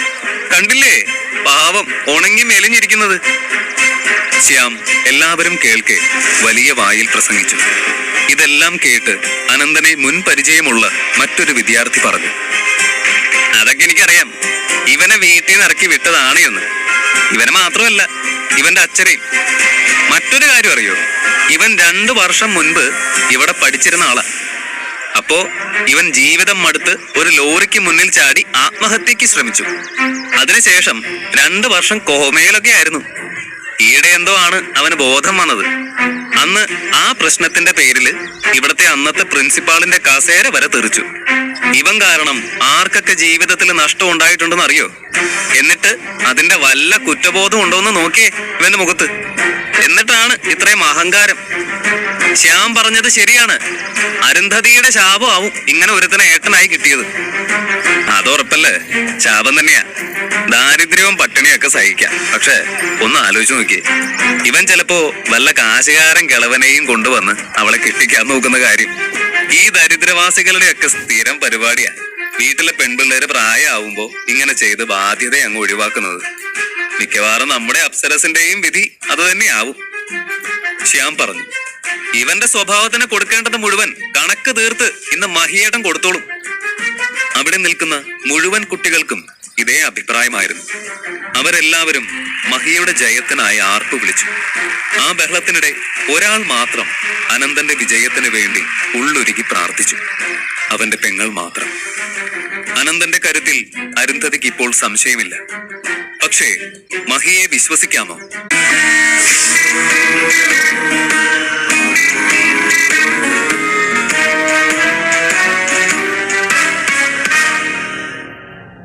അധ്യായം 39. കോളേജിലെ ആദ്യ ദിവസം തന്നെ അരുന്ധതിയെ ശല്യം ചെയ്ത ഹർഷൻ എന്ന പയ്യനെ അനന്തൻ തല്ലി താഴെയിട്ടു. അതിന്റെ ഫലമായി സ്കൂൾ യൂണിയൻ അനന്തനെയും അരുന്ധതിയെയും മീറ്റിംഗിന് വിളിക്കുകയും അവിടെ വെച്ച് മഹി എന്ന യൂണിയൻ പ്രസിഡന്റ് അനന്തനുമായി കോളേജിന്റെ പിൻവശത്തുള്ള ഗ്രൗണ്ടിൽ വെച്ച് ഒരു സംഘടനത്തിന് വെല്ലുവിളിച്ചു. ഈ സമയം ശ്യാമും കൂട്ടുകാരും കൂടി പറഞ്ഞു പരത്തിയ കഥകൾ വിശ്വസിച്ച കുട്ടികൾക്കിടയിൽ അരുന്ധതിക്ക് ഒരു പാപം പിടിച്ച മുയൽ കുഞ്ഞിന്റെ രൂപമായിരുന്നു. ക്രൂരനായ അനന്തന്റെ കയ്യിൽ നിന്നും അവളെ രക്ഷിക്കാൻ പോവുകയാണ് മഹി. അങ്ങനെയായിരുന്നു അവന്മാർ പറഞ്ഞു പരത്തിയത്. തനിക്ക് വേണ്ടി ആർപ്പ് വിളിക്കുന്ന കുട്ടികളെയെല്ലാം ഒന്ന് നോക്കിയ ശേഷം മഹി വിളിച്ചു പറഞ്ഞു, എല്ലാ കൂട്ടുകാരുടെയും ശ്രദ്ധയ്ക്ക്, ഇന്നിവിടെ നടക്കാൻ പോകുന്ന മത്സരം, അതിന്റെ ഫലം എന്തായാലും അത് ഈ ഗ്രൗണ്ടിൽ നിന്നും പോകുന്നതോടുകൂടി നിങ്ങൾ എല്ലാവരും മനസ്സിൽ നിന്നും വിട്ടുകളയണം. ഈ കാട് കയറിയ പഴയ ഗ്രൗണ്ട് സ്കൂൾ കോമ്പൗണ്ടിന്റെ പിന്നിലായതിനാൽ അധ്യാപകരാരും ഇവിടേക്ക് ശ്രദ്ധിക്കില്ല. ഈ സംഭവം നിങ്ങളിലൂടെ അധ്യാപകരുടെ ശ്രദ്ധയിൽ എത്താതിരിക്കാൻ പ്രത്യേകം ശ്രദ്ധിക്കണം. പിന്നെ ഇത് നിങ്ങൾ ഒരു വിനോദമായി മാത്രം കാണുക. മഹി പറഞ്ഞു. അരുന്ധതി ഇതെല്ലാം കേട്ട് നെഞ്ചിടിപ്പോടെ നിൽക്കുകയാണ്. അവൾക്കറിയാം തന്റെ ഏട്ടൻ കളരിയൊക്കെ അഭ്യസിച്ചിട്ടുള്ളവനാണെന്ന്. എന്നാൽ പോലും അവൾക്ക് അവളുടെ ആധി നിയന്ത്രിക്കാൻ കഴിഞ്ഞില്ല. അവൾ അനന്തനോട് ചോദിച്ചു, അനന്തേട്ട, ഒന്നുകൂടി ആലോചിച്ച് നോക്ക്. ഈ മത്സരത്തിന്റെ ഒക്കെ ആവശ്യം ഉണ്ടായിരുന്നു. എനിക്ക് നല്ല ഭയമുണ്ട്. ഇനി ഇതിൽ നിന്ന് പിന്മാറാൻ കഴിയില്ലേ? അരുന്ധതി ചോദിച്ചു. എന്താണോ അത്? നല്ല മിടുക്കിയായിട്ട് അവിടെ നിന്ന് എനിക്ക് വേണ്ടി കയ്യടിച്ച്. നോക്ക്, ഇവിടെയുള്ള മുഴുവൻ കുട്ടികളും മഹിയുടെ ടീമാണ്. എനിക്ക് വേണ്ടി കയ്യടിക്കാൻ നീ മാത്രമേ ഉള്ളൂ. അതുകൊണ്ട് നിന്റെ കയ്യടിയും ആർപ്പുവിളിയും ഇവർക്കെല്ലാം മേലെ മുഴങ്ങണം. എന്റെ കാതിലെത്തണോ അത്? അനന്തൻ പറഞ്ഞു. നമുക്ക് തുടങ്ങാം. അരുന്ധതിയുടെ ഏട്ടനാണെന്ന പരിഗണന നിനക്ക് ഉറപ്പായും ലഭിക്കും, മഹി പറഞ്ഞു. അതിന്റെ ഒരാവശ്യമില്ല. നീ നിന്റെ കഴിവിന്റെ പരമാവധി ശ്രമിക്കുക. അറിയാവുന്ന അടവുകളെല്ലാം ഒന്ന് പയറ്റി നോക്ക്. എനിക്ക് ജയിക്കുമ്പോ അത് എതിരാളിയുടെ കനിവ് കൊണ്ടാകുന്നത് തീരെ താല്പര്യമില്ല, അനന്തൻ പറഞ്ഞു. മഹി നിലത്തു നിന്നും അല്പം പൊടിമണ്ണ് തൊട്ട് നെറ്റിയിൽ തേച്ചു. ശേഷം ആ ഗ്രൗണ്ടിന്റെ അറ്റത്ത് നിന്ന അവൻ വായുവിലൂടെ ഉയർന്നു ചാടി മലക്കം മറിഞ്ഞ് ഗ്രൗണ്ടിന്റെ നടുവിലെത്തി. ഇത് കണ്ട് കുട്ടികളെല്ലാവരും വലിയ കരഘോഷം മുഴക്കി. മഹിയുടെ തലയെടുപ്പോടെയുള്ള നിൽപ്പ് കണ്ട് അനന്തന് മനസ്സിലായി, അവൻ മറ്റുള്ളവരുടെ അംഗീകാരവും ബഹുമാനവും പുകഴ്ത്തലും ഒക്കെ ആസ്വദിക്കുന്ന പ്രകൃതമാണ്. കൊള്ളാം, നന്നായിട്ടുണ്ട്. പക്ഷേ നിന്റെ സർക്കസ് ഒക്കെ കഴിഞ്ഞുവെങ്കിൽ നമുക്ക് തുടങ്ങായിരുന്നു, അനന്തൻ അവനെ പരിഹസിച്ചു. ഇത് കേട്ടതും മഹി കളരി ചുവടിൽ കാൽ വിരൽ കുത്തി ഉയർന്നു ചാടി വായുവിൽ നിന്ന് തന്നെ വലത് കൈ വാൾ പോലെ വീശി അനന്തന്റെ കഴുത്തിനിട്ട് ആഞ്ഞു പ്രഹരിച്ചുകൊണ്ട് വായുവിലൂടെ തന്നെ കറങ്ങി ഇരു കാലുകളും നിലത്ത് കുത്തി നിവർന്നു നിന്നു. ഇത് കണ്ട കുട്ടികളിൽ പലരും ശ്വാസമെടുക്കാൻ കഴിയാത്ത വണ്ണം കണ്ണും തള്ളി നിന്നു. അത്രയും ഭീകരമായ ചുവടുവയ്പും പ്രഹരവുമായിരുന്നു. അതിനാൽ അനന്തന് എന്താണ് സംഭവിച്ചത് എന്ന് നോക്കാൻ പോലും പലരും ധൈര്യപ്പെട്ടില്ല. ശ്യാമും കൂട്ടരും വിജയം ഉറപ്പിച്ചുകൊണ്ട് മഹിക്ക് വേണ്ടി ആർത്തു വിളിച്ചു, മഹിയേട്ടൻ, മഹിയേട്ടൻ, മഹിയേട്ടൻ. മഹി ഉയർന്നു ചാടി അനന്തന് നേർക്ക് കൈ വീശിയപ്പോൾ തന്നെ ആ കാഴ്ച കണ്ടു നിൽക്കാൻ ത്രാണിയില്ലാതെ കണ്ണുകൾ ഇറുക്കി അടച്ചു നിന്ന അരുന്ധതി ചുറ്റുമുള്ള കയ്യടികൾ നിലയ്ക്കുന്നതറിഞ്ഞ് മെല്ലെ കണ്ണു തുറന്നു നോക്കുമ്പോൾ അവൾക്ക് വിശ്വസിക്കാനായില്ല. അനന്തൻ ഒരു ഇഞ്ചു പോലും അനങ്ങാതെ ശില പോലെ ഉറച്ചു നിൽക്കുന്നു. മഹിയുടെ പ്രഹരത്തിന് മറ്റാരാണെങ്കിലും ഉറപ്പായും തെറിച്ചു വീണേനെ. ആളുടെ കഴുത്തിന് സാരമായ പരിക്ക് പറ്റുകയും ചെയ്യും. പക്ഷേ അനന്തൻ മഹി തന്നെ പ്രഹരിച്ച കാര്യം അറിഞ്ഞിട്ട് പോലും ഇല്ല എന്നാണ് അവന്റെ നിൽപ്പ് കണ്ടാൽ തോന്നുക. മഹി ആ ഒറ്റ ചുവടിൽ തന്നെ തന്റെ വിജയം ഉറപ്പിച്ചാണ് നിലത്ത് കാൽ കുത്തിയത്. പക്ഷേ എഴുന്നേറ്റ് നേരെ നിന്ന ശേഷം അനന്തനെ കണ്ട മഹിയും അതിശയിച്ചു പോയി. വീണ്ടും അനന്തനെ ആക്രമിക്കാൻ അടുത്ത മഹിയോട് അനന്തൻ പറഞ്ഞു, ഇന്നത്തെ ദിവസം മുഴുവൻ നിനക്ക് കളരി പരിശീലനത്തിന് വേണ്ടി ഒരു പ്രതിമ കണക്കി നിന്നു തരാൻ എനിക്ക് ബുദ്ധിമുട്ടുണ്ട്. നിന്റെ ആരോഗ്യം ഇത്രയും പരിതാപകരമാണെന്ന് അറിഞ്ഞിരുന്നുവെങ്കിൽ ഞാൻ ഈ കളിക്ക് സമ്മതം നൽകില്ലായിരുന്നു.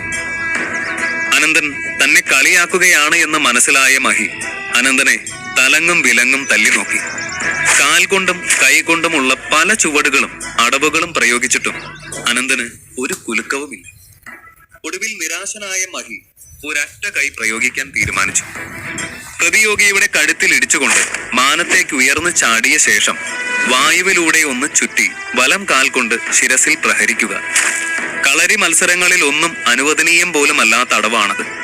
കാരണം പ്രതിയോഗിയുടെ മരണത്തിന് പോലും കാരണമായേക്കാം ഈ മർദ്ദനം. പക്ഷേ അനന്തനിൽ ഒരു വിധമുള്ള പ്രഹരങ്ങളൊന്നും ഏൽക്കാത്തതിനാൽ ഈ ഒരു പ്രഹരം അവന്റെ മരണത്തിന് ഹേതുവാവില്ല എന്ന് മഹിക്ക് ഉറപ്പായിരുന്നു. ഇത്രയും ശക്തമായ പ്രഹരം കൊണ്ട് മാത്രമേ അനന്തനെ ഇനി അടി തെറ്റിക്കാൻ പറ്റൂ. മഹി അക്കാര്യം ഉറപ്പിച്ചു. മഹിയെ സംബന്ധിച്ച് ഈ പോരാട്ടം ഹർഷന്റെ പ്രശ്നത്തിന് പരിഹാരം കാണാനുള്ള വെറും മത്സരമായിരുന്നില്ല. മഹിക്ക് അരുന്ധതിയോടുള്ള ഇഷ്ടത്തിന് അനന്തൻ ഒരു തടസ്സമാകുമെന്ന് മഹിക്ക് അറിയാവുന്നതാണ്. അതിനാൽ തന്നെ അനന്തനെ തോൽപ്പിച്ചാൽ മാത്രമേ അരുന്ധതിയിൽ ആധിപത്യം സ്ഥാപിക്കാൻ മഹിക്ക് കഴിയൂ. ജോലി നഷ്ടപ്പെട്ട അച്ഛനും രോഗിയായ ഏട്ടനും അടങ്ങുന്ന കുടുംബം നോക്കാൻ വേണ്ടി കഷ്ടപ്പെടുന്നവളായിരുന്നു അരുന്ധതി. തന്നെ പോലെ ധനികനായ ഒരുവന്റെ ഒരു പ്രപ്പോസൽ സ്വീകരിക്കുന്നത് കൊണ്ട് അവൾക്ക് നേട്ടം മാത്രമേ ഉണ്ടാകൂ. അന്ന് ശ്യാമിന്റെയും കൂട്ടുകാരുടെയും സഹായത്തോടെ അവളെ തന്റെ വഴിക്ക് കൊണ്ടുവരാൻ മഹി തീരുമാനിച്ചതായിരുന്നു. പക്ഷേ അനന്തൻ രോഗമുക്തനായി അവിടെ എത്തിക്കൊണ്ട് തന്റെ പദ്ധതികളെല്ലാം വിഫലമാക്കി. അതിനാൽ തന്നെ അരുന്ധതിയെ നേടണമെങ്കിൽ തനിക്ക് അനന്തനെ പരാജയപ്പെടുത്തുക എന്ന ഒരു വഴി മാത്രമേ മുന്നിലുള്ളൂ എന്ന് മഹി മനസ്സിലാക്കി. മഹി അപകടകരമായ രീതിയിൽ അനന്തന്റെ ശിരസിൽ പ്രഹരിച്ചതും അനന്തന്റെ ഉള്ളിലെ ആദിശേഷൻ ഉണർന്നു. അത്രയും നേരം അനന്തൻ ഇതെല്ലാം ഒരു ലാഘവത്തോടെയാണ് കണക്കാക്കിയത്. കാരണം അനന്തൻ ഒരു സാധാരണ മനുഷ്യനല്ല, ആദിശേഷന്റെ അവതാരമാണ്. അങ്ങനെയിരിക്കെ അനന്തൻ ഏതൊരു സാധാരണ മനുഷ്യനെയും നിസാരമായി വകവരുത്താം. പക്ഷേ തന്റെ ശക്തികൾ ദുരുപയോഗം ചെയ്തുകൊണ്ട് ഒരു സാധാരണ മനുഷ്യൻ ഒരിക്കലും ഹാനി വരുത്താൻ പാടില്ല എന്ന് അനന്തന് നിർബന്ധമുണ്ടായിരുന്നു. അതിനാൽ തന്നെ ഇത്രയും നേരം അനന്തന്റെ ഭാഗത്തു നിന്നും ഒരു പ്രഹരം പോലും മഹിക്ക് നേരെ ഉണ്ടായിട്ടില്ല. എന്നാൽ മഹിയുടെ അവസാനത്തെ ഈ അടവ് ഒരു സാധാരണ മനുഷ്യന്റെ നേരെ ആയിരുന്നു പ്രയോഗിച്ചിരുന്നതെങ്കിൽ അത് ഉറപ്പായും അയാളുടെ ജീവൻ എടുക്കുമെന്ന് അനന്തന് മനസ്സിലായി. മറ്റൊരാളുടെ പ്രാണൻ എടുക്കാൻ പോകുന്ന പ്രവൃത്തി ചെയ്ത മഹിയെ ഇനി വെറുതെ വിടുന്നത് ശരിയല്ല എന്ന് ചിന്തിച്ച അനന്തൻ വീണ്ടും തന്റെ രൗദ്ര രൂപം മഹിക്ക് മുന്നിൽ കാഴ്ചവെച്ചു. പിന്നീട് അവിടെ നടന്ന പോരാട്ടത്തിൽ ശരിക്കും മഹിക്ക് അടി തെറ്റുകയായിരുന്നു. അനന്തനെ തോൽപ്പിക്കുക എന്നത് തനിക്ക് വിചാരിച്ചതുപോലെ അത്ര നിസാരമായ കാര്യമല്ല എന്ന് മഹി തിരിച്ചറിഞ്ഞു. നിനക്ക് എങ്ങനെയാ എന്റെ ഇത്രയും ഡേഞ്ചറായ ചുവടുകൾ പോലും താങ്ങാൻ കഴിയുന്നേ? നിന്റെ സ്ഥാനത്ത് മറ്റാരാണെങ്കിലും ഇപ്പോൾ അർദ്ധജീവനോടെ നിലത്ത് കടന്ന് പിടച്ചേനെ, മഹി ചോദിച്ചു. അനന്തൻ അതിന് മറുപടി പറയാതെ നിലത്ത് അവശനായി കിടക്കുന്ന മഹിയെ എടുത്ത് വായുവിലേക്ക് എറിഞ്ഞ് ഭൂമിയിൽ പതിക്കുന്നതിന് മുൻപ് തന്നെ ഒരു കൈകൊണ്ട് താങ്ങി നിർത്തി. അനന്തൻ അങ്ങനെ താങ്ങി നിർത്തിയില്ലായിരുന്നുവെങ്കിൽ ഉറപ്പായും മഹി അത്രയും ഉയരത്തിൽ നിന്ന് വീണ് പരിക്കു പറ്റുകയോ മരിക്കുകയോ വരെ ചെയ്തേനെ. ഇത് കണ്ട കുട്ടികളെല്ലാം അമ്പരന്നു. മെല്ലെ മെല്ലെ മഹിക്ക് വേണ്ടിയുള്ള ആർപ്പ് വിളികൾ കുറഞ്ഞു.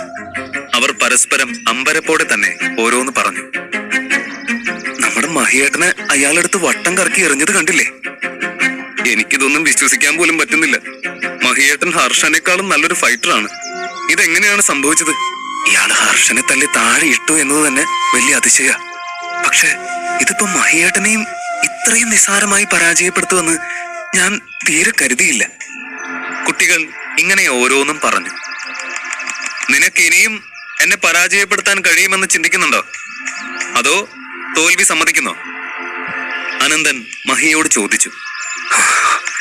ഇത്തവണ ഭാഗ്യം നിനക്ക് അനുകൂല, പക്ഷേ അടുത്ത തവണ ഉറപ്പായും ഞാൻ നിന്നെ തോൽപ്പിക്കും. മഹി നിലത്ത് കിടന്ന് പുളയുന്ന വേദനയിലും അനന്തനെ വെല്ലുവിളിച്ചു. അടുത്ത തവണയോ? അപ്പൊ നിനക്ക് ഒരു തവണ കൊണ്ട് ഈ തല്ലുകൊള്ളൽ നിർത്താൻ പ്ലാനൊന്നും ഇല്ലേ? എനിക്ക് സമയമില്ല. നിനക്ക് തോന്നുമ്പോ വന്ന് തല്ലുതരാൻ. നീയൊക്കെ ഇതുകൊണ്ടാ നന്നാവോ എന്ന് ചോദിച്ചാ അതുമില്ല. വെറുതെ എന്റെ സമയം പാഴാക്കാൻ, അനന്തൻ നിസാരമായി പറഞ്ഞു. തോൽവി സമ്മതിക്കാനാണ് നിന്റെ ഭാവമെങ്കിൽ വന്നെന്റെ കാൽക്കൽ വീട്. ഈ വൈരാഗ്യം ഇവിടെ തീരണം. നിന്റെ ശിങ്കിടികൾ ഇനി എന്റെ അനിയത്തിക്ക് ഒരു ശല്യമായി വരാനും പാടില്ല, അനന്തൻ പറഞ്ഞു. തൽക്കാലം രക്ഷപ്പെടാൻ വേറെ വഴിയില്ലാത്തതിനാൽ മഹി നിലത്തു നിന്ന് വേദന സഹിച്ച് മെല്ലെ എഴുന്നേറ്റ് അനന്തന്റെ കാൽക്കൽ വീണു. പക്ഷെ അപ്പോഴും മനസ്സിൽ അനന്തനെ ഇല്ലാതെയാക്കണമെന്നും അരുന്ധതിയെ സ്വന്തമാക്കണമെന്നുമുള്ള ചിന്തയായിരുന്നു മഹിക്ക്. അവന്റെ മനസ്സ് വായിക്കാൻ കഴിഞ്ഞ അനന്തൻ അവന്റെ ഉള്ളിലെ കുടിലത മനസ്സിലാക്കിയതും കൈ വീശി ഒരെണ്ണം മുഖത്തിനിട്ട് തന്നെ കൊടുത്തു. അനന്തന്റെ കാലിൽ വീണ് തോൽവി സമ്മതിച്ച ശേഷവും അനന്തൻ മഹിയെ ഇത്ര ക്രൂരമായി തല്ലുമെന്ന് ആരും കരുതിയില്ല. കണ്ടു നിന്നവരെല്ലാം ഏങ്ങിപ്പോയി. എന്താ അനന്ത ഇത്? മഹി തോൽവി സമ്മതിച്ചതല്ലേ? മത്സരം ഇവിടെ അവസാനിപ്പിക്കുന്നതിന് പകരം നീ മഹിയെ കൊല്ലാൻ നോക്കാണോ? എന്താ നിന്റെ ഉദ്ദേശം? മനുഷ്യനായ ഇത്രയും അഹങ്കാരവും ക്രൂരതയും പാടില്ല. സ്റ്റുഡന്റ് യൂണിയനിൽ ഉണ്ടായിരുന്ന ഒരു പെൺകുട്ടി വിളിച്ചു പറഞ്ഞു. മറ്റു കുട്ടികളും ഇതേ കാര്യങ്ങൾ തന്നെ പരസ്പരം സംസാരിക്കുന്നുണ്ട്. പക്ഷേ അനന്തൻ അതൊന്നും വകവെച്ചില്ല. അനന്തൻ അറിയാം, അരുന്ധതിക്ക് ഇന്ന് വരെ സ്കൂളിൽ നിന്ന് ഏറ്റ അപമാനത്തിനെല്ലാം കാരണം മഹിയാണെന്ന്. യൂണിയൻ പ്രസിഡന്റ് എന്ന സ്ഥാനത്ത് ഇരുന്നു കൊണ്ടുള്ള അവന്റെ പിന്തുണയാണ് ശ്യാമിനെ പോലെയുള്ളവരുടെ ധൈര്യം. അതോർക്കുമ്പോൾ അനന്തന് മഹിയെ കൊല്ലാനുള്ള ദേഷ്യമാണ് തോന്നിയത്. അനന്തൻ ശ്യാമിനെ നോക്കി. മഹി വീണത് കണ്ട് ശ്യാം ആകെ പതറിയിരുന്നു. അടുത്തതായി അനന്തൻ തന്റെ നേർക്ക് വരുന്നത് കണ്ട് അവൻ ആകെ വിറച്ചു. അനന്തൻ ഇനി ശ്യാമിനെയും ഉപദ്രവിക്കുമോ?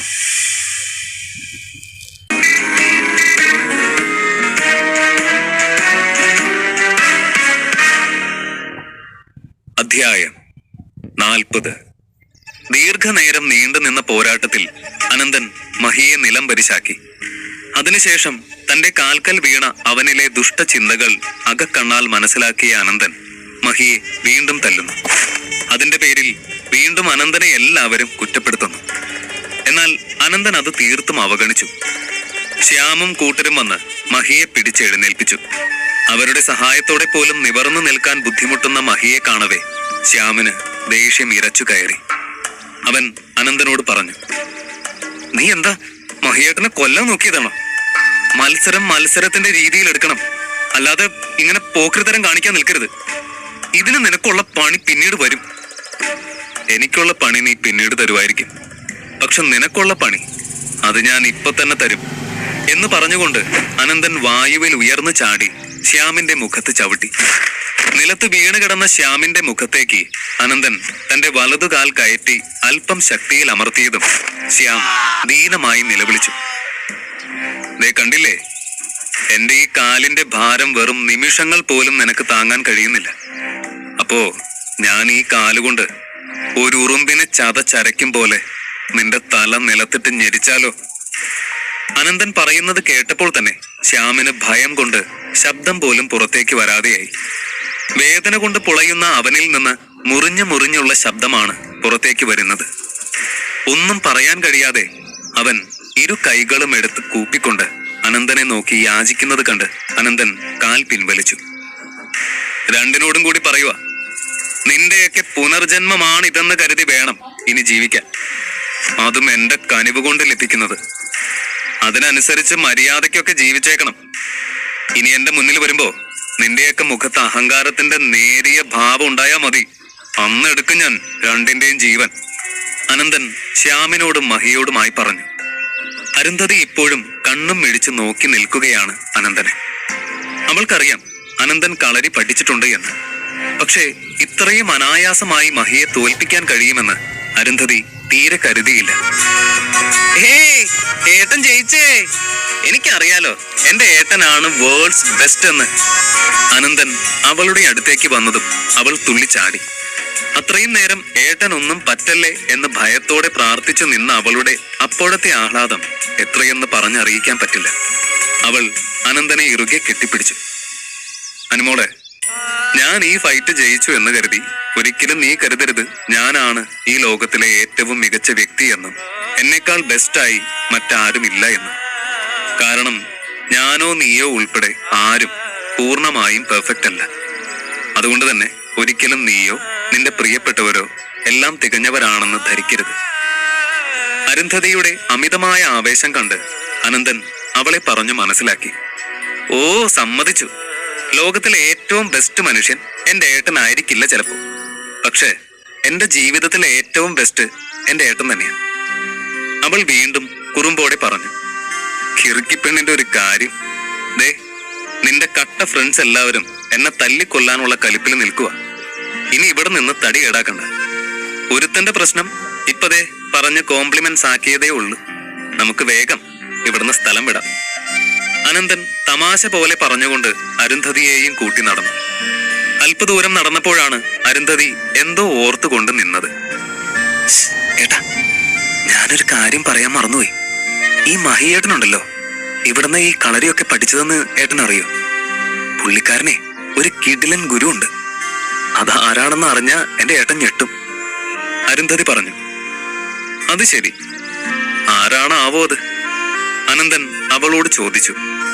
മഹാഗുരു രാജീവ് വർമ്മ. ഏട്ടൻ അറിയുന്ന ആള് തന്നെയാ. അരുന്ധതി തമാശ കലർന്ന താളത്തിൽ അല്പം ഗൗരവത്തോടെ പറഞ്ഞു. രാജീവിന്റെ പേര് കേട്ട് അനന്തൻ ശരിക്കും ഞെട്ടി. അവൻ അരുന്ധതിയോട് ഇങ്ങനെ പറഞ്ഞു. ശേ, നിനക്കിത് അവിടെ വെച്ച് പറഞ്ഞുകൂടായിരുന്നോ? എങ്കിൽ ഞാൻ അവന് രാജീവ് പഠിപ്പിക്കാത്ത വേറെ ചില പാഠങ്ങൾ കൂടി പഠിപ്പിച്ചു കൊടുത്തേനെ. അനന്തന്റെ മറുപടി കേട്ട് അരുന്ധതി ചിരിച്ചുപോയി. രാജീവിന് അനന്തനേക്കാളും വെറും അരമണിക്കൂർ മൂപ്പ് മാത്രമാണുള്ളത്. ബന്ധുക്കളും കുടുംബക്കാരുമെല്ലാം അവരെ രണ്ടാളെയും സഹോദരന്മാരായി കരുതുമ്പോൾ അവർക്കിടയിൽ ശത്രുതയായിരുന്നു എന്നും നിലനിന്നിരുന്നത്. കുട്ടിക്കാലം മുതൽക്കേ അങ്ങനെ തന്നെ.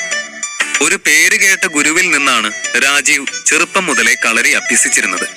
അതിനാൽ മഹിയെപ്പോലെയുള്ള കോളേജ് കുട്ടികൾക്കും പിന്നെ ചില സ്കൂൾ കുട്ടികൾക്കുമൊക്കെ കളരി പഠിപ്പിക്കാൻ രാജീവിന് വലിയ പ്രയാസമൊന്നുമില്ല. പക്ഷേ മഹി രാജീവിന്റെ ശിഷ്യനായ സ്ഥിതിക്ക് അനന്തന്റെ മുൻപിൽ മഹി തോറ്റത് രാജീവിന് വലിയ അപമാനമായി മാറും എന്ന് അനന്തനും അരുന്ധതിക്കും അറിയാം.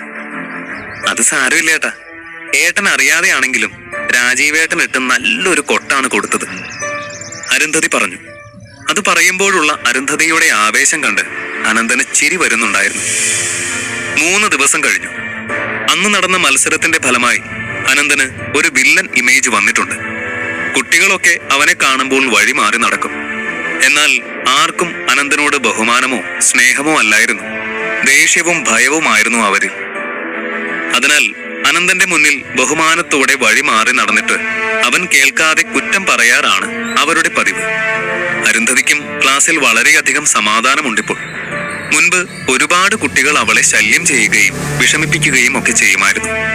ചിലരുടെ വിഷയം പ്രണയമായിരിക്കാം, അല്ലെങ്കിൽ ദരിദ്ര എന്ന കാഴ്ചപ്പാടിൽ അരുന്ധതിയോട് എന്തുമാവാം എന്ന നിലപാടിന്റെ ഫലമാകാം.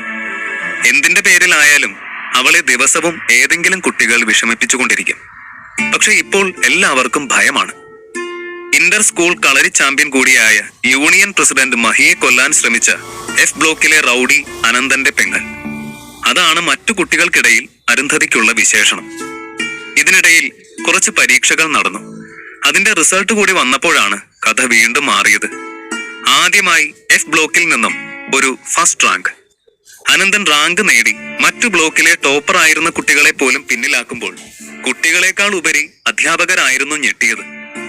ഈ വിവരം അറിഞ്ഞതും എ ബ്ലോക്കിലെ പ്രൊഫസറായ വിദ്യാലക്ഷ്മി നേരെ പ്രിൻസിപ്പാളിന്റെ ഓഫീസിലേക്ക് കയറി ചെന്നു.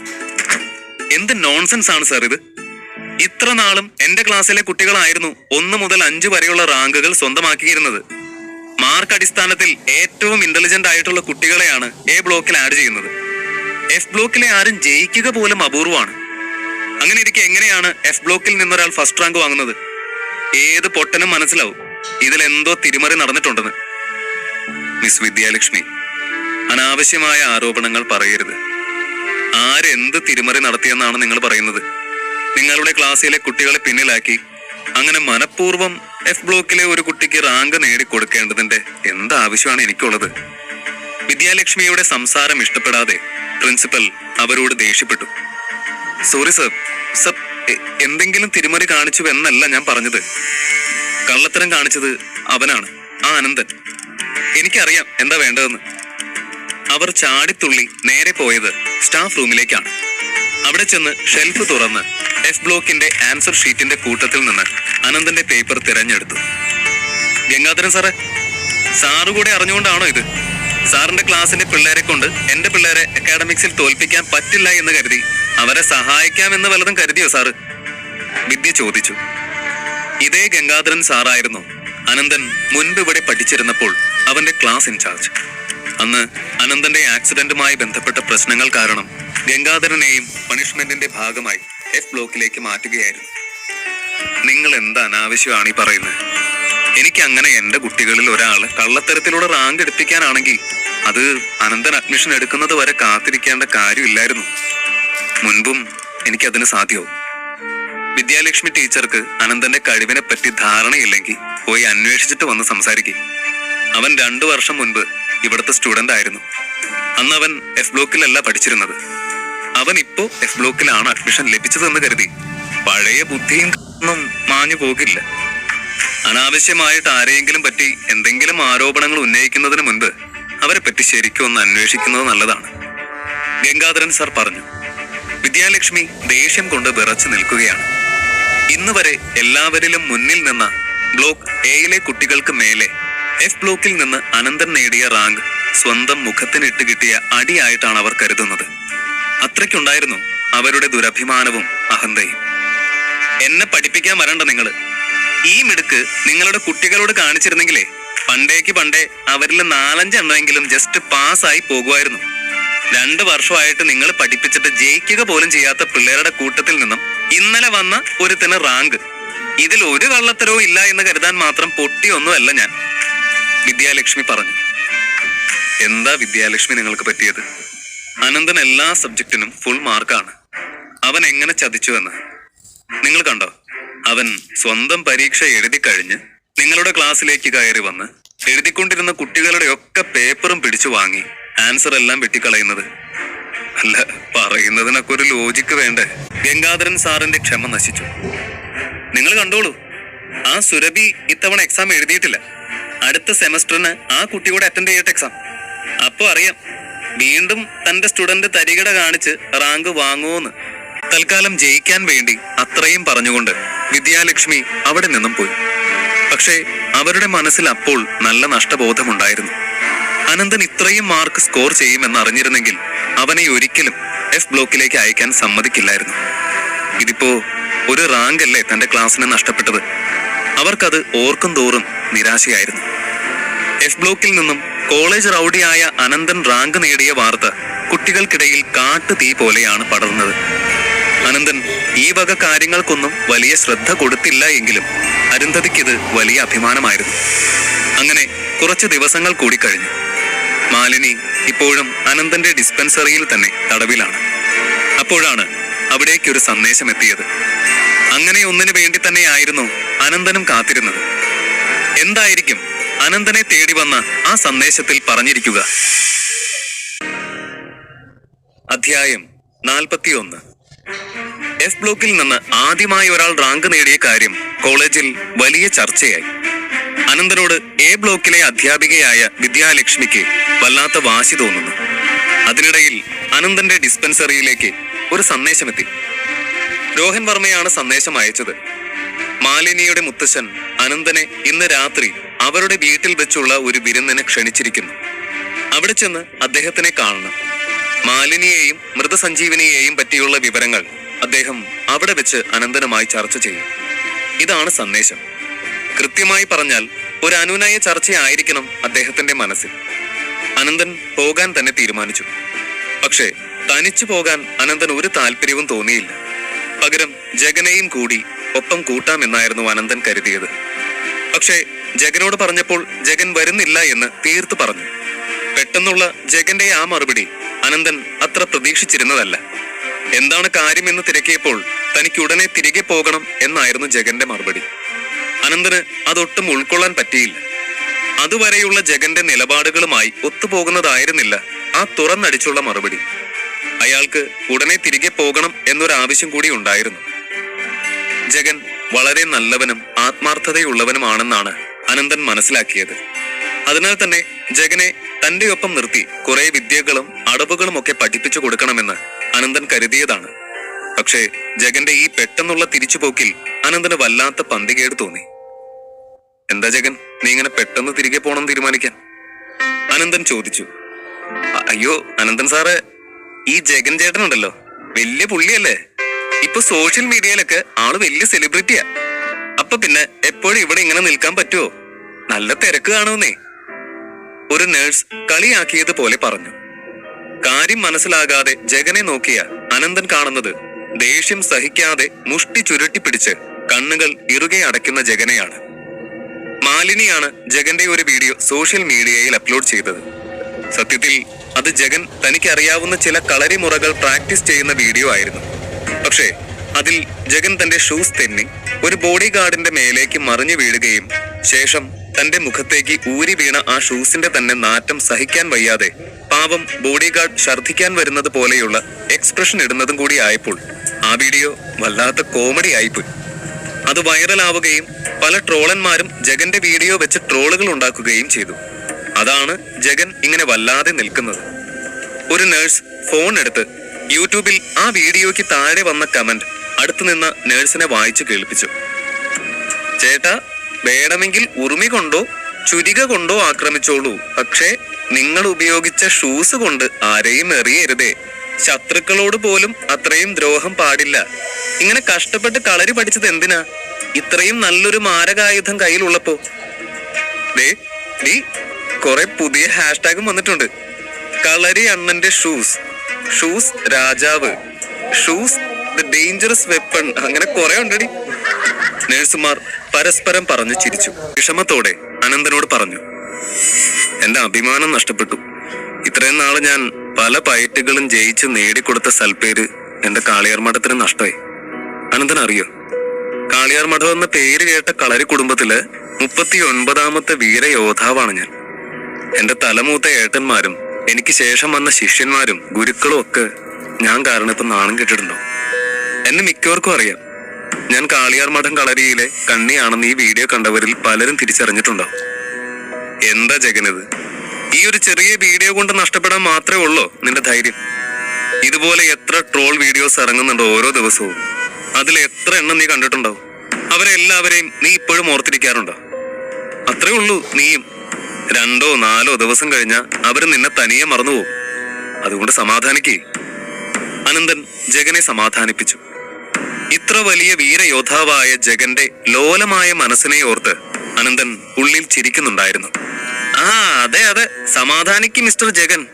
എത്ര പേരാ ഇങ്ങനെയുള്ള കോപ്രായങ്ങൾ കാണിച്ച് എങ്ങനെയെങ്കിലും വൈറലാവാൻ ശ്രമിക്കുന്നത്. പക്ഷെ നിന്നെ ഞാൻ ചുളിവില് വലിയ സെലിബ്രിറ്റി ആക്കി തന്നില്ലേ, അതിന് നന്ദി വേണം. മാലിനി ജഗനെ വീണ്ടും ബുദ്ധിമുട്ടിക്കാൻ വേണ്ടി പറഞ്ഞു. വായെടുക്കരി, ഇവിടെ തടങ്കല്ല് കിടക്കുന്ന പെണ്ണിന്റെ അഹങ്കാരം കണ്ടില്ലേ? ജഗൻ പറഞ്ഞു. ഈ വിഷയത്തിൽ തന്നെ മുഴുകിയിരുന്നാൽ ശരിയാവില്ല എന്ന് മനസ്സിലാക്കി ജഗൻ അനന്തന്റെ നിർബന്ധത്തിന് വഴങ്ങി. അയാൾക്കൊപ്പം മാലിനിയുടെ മുത്തശ്ശന്റെ വിരുന്നിന് ചെല്ലാം എന്ന് സമ്മതിക്കുകയും ചെയ്തു. അന്ന് വൈകിട്ട് മാലിനിയെയും കൂട്ടിയാണ് ജഗനും അനന്തനും മാലിനിയുടെ വീട്ടിലെത്തിയത്. രോഹന്റെ കാറിലായിരുന്നു അവർ വന്നത്. മാലിനിക്ക് നന്നായിട്ടറിയാം ഇത് തന്റെ മുത്തശ്ശന്റെ തന്ത്രമാണെന്ന്. അനന്തനെ കൊടുക്കാനുള്ള എന്തെങ്കിലും കെണി തന്റെ മുത്തശ്ശൻ ഒരുക്കിയിട്ടുണ്ടാകുമെന്ന് മാലിനിക്ക് ഉറപ്പായിരുന്നു. അനന്തനും അവിടെ എത്തിയപ്പോൾ തന്നെ ഒരു പന്തികേട് തോന്നി. അത് മനസ്സിലാക്കി തന്നെയാണ് അവൻ ഓരോ ചുവടും വച്ചത്. മാലിനി തന്റെ വീടിന്റെ ഇറയത്തേക്ക് കയറിയതും അവളുടെ മുത്തശ്ശിയെ കണ്ട് അവരുടെ അടുത്തേക്ക് ഓടി. എന്റെ കുഞ്ഞിന് എന്താ പറ്റിയേ? നിന്നെ ആരാ പിടിച്ചുകൊണ്ട് പോയത്? മുത്തശ്ശി അത് ചോദിച്ചു തീരുന്നതിന് മുൻപേ അവൾ അവരെ ഇറുകെ പുണർന്നു. മാലിനി, നിന്നെ അവർ ഉപദ്രവിച്ചൊന്നുമില്ലല്ലോ, നീ ഓക്കെ അല്ലേ? അവളുടെ ബന്ധുക്കൾ ഓരോരുത്തരായി ചോദിച്ചു. മോളെ, നിന്റെ മുത്തശ്ശൻ ഒരാളെ എതിർത്തത് കൊണ്ട് മാത്രമാ. ഇല്ലായിരുന്നെങ്കിൽ ഞങ്ങൾ ആ ആയുർവേദശാലയിലേക്ക് ഇടിച്ചു കയറി വന്നേനെ. അല്ല, വരാൻ ഇറങ്ങിയതാ. അപ്പോഴാണ് എടുത്ത് ചാടണ്ടെന്നും പറഞ്ഞ് നിന്നെ മുത്തശ്ശൻ വിലക്കിയത്. മാലിനിയുടെ അമ്മാവൻ പറഞ്ഞു. മുത്തശ്ശ, ഞാൻ തിരികെ വന്നു. മാലിനി മുത്തശ്ശന്റെ അരികിലേക്ക് ചെന്നു. പക്ഷേ അയാളിൽ നിന്ന് നല്ലൊരു പ്രതികരണം അവൾക്ക് ലഭിച്ചില്ല. മുഖത്ത് ഗൗരവം നിറച്ചുകൊണ്ട് അയാൾ ചോദിച്ചു. നിനക്ക് സ്വന്തം തെറ്റ് ഇനിയെങ്കിലും മനസ്സിലായോ? എന്താണ് നീ കഴിഞ്ഞ ദിവസം മൃതസഞ്ജീവനിയിൽ വെച്ച് ചെയ്തത്? നിന്റെ ആ ചെയ്തികൾ കാരണം ഞാൻ കഷ്ടപ്പെട്ടുണ്ടാക്കിയെടുത്ത സൽപ്പേരാണ് നഷ്ടപ്പെട്ടത്. ശങ്കരനാരായണന്റെ ചോദ്യം കേട്ട് മാലിനി മാത്രമല്ല, മറ്റു കുടുംബാംഗങ്ങൾ എല്ലാവരും നിശബ്ദരായി. അവരുടെ മുഖത്തെ ചിരി മാഞ്ഞു. അതിൽ നിന്ന് തന്നെ അനന്തന് മനസ്സിലായി ആ കുടുംബത്തിൽ അയാൾക്കുള്ള സ്ഥാനം.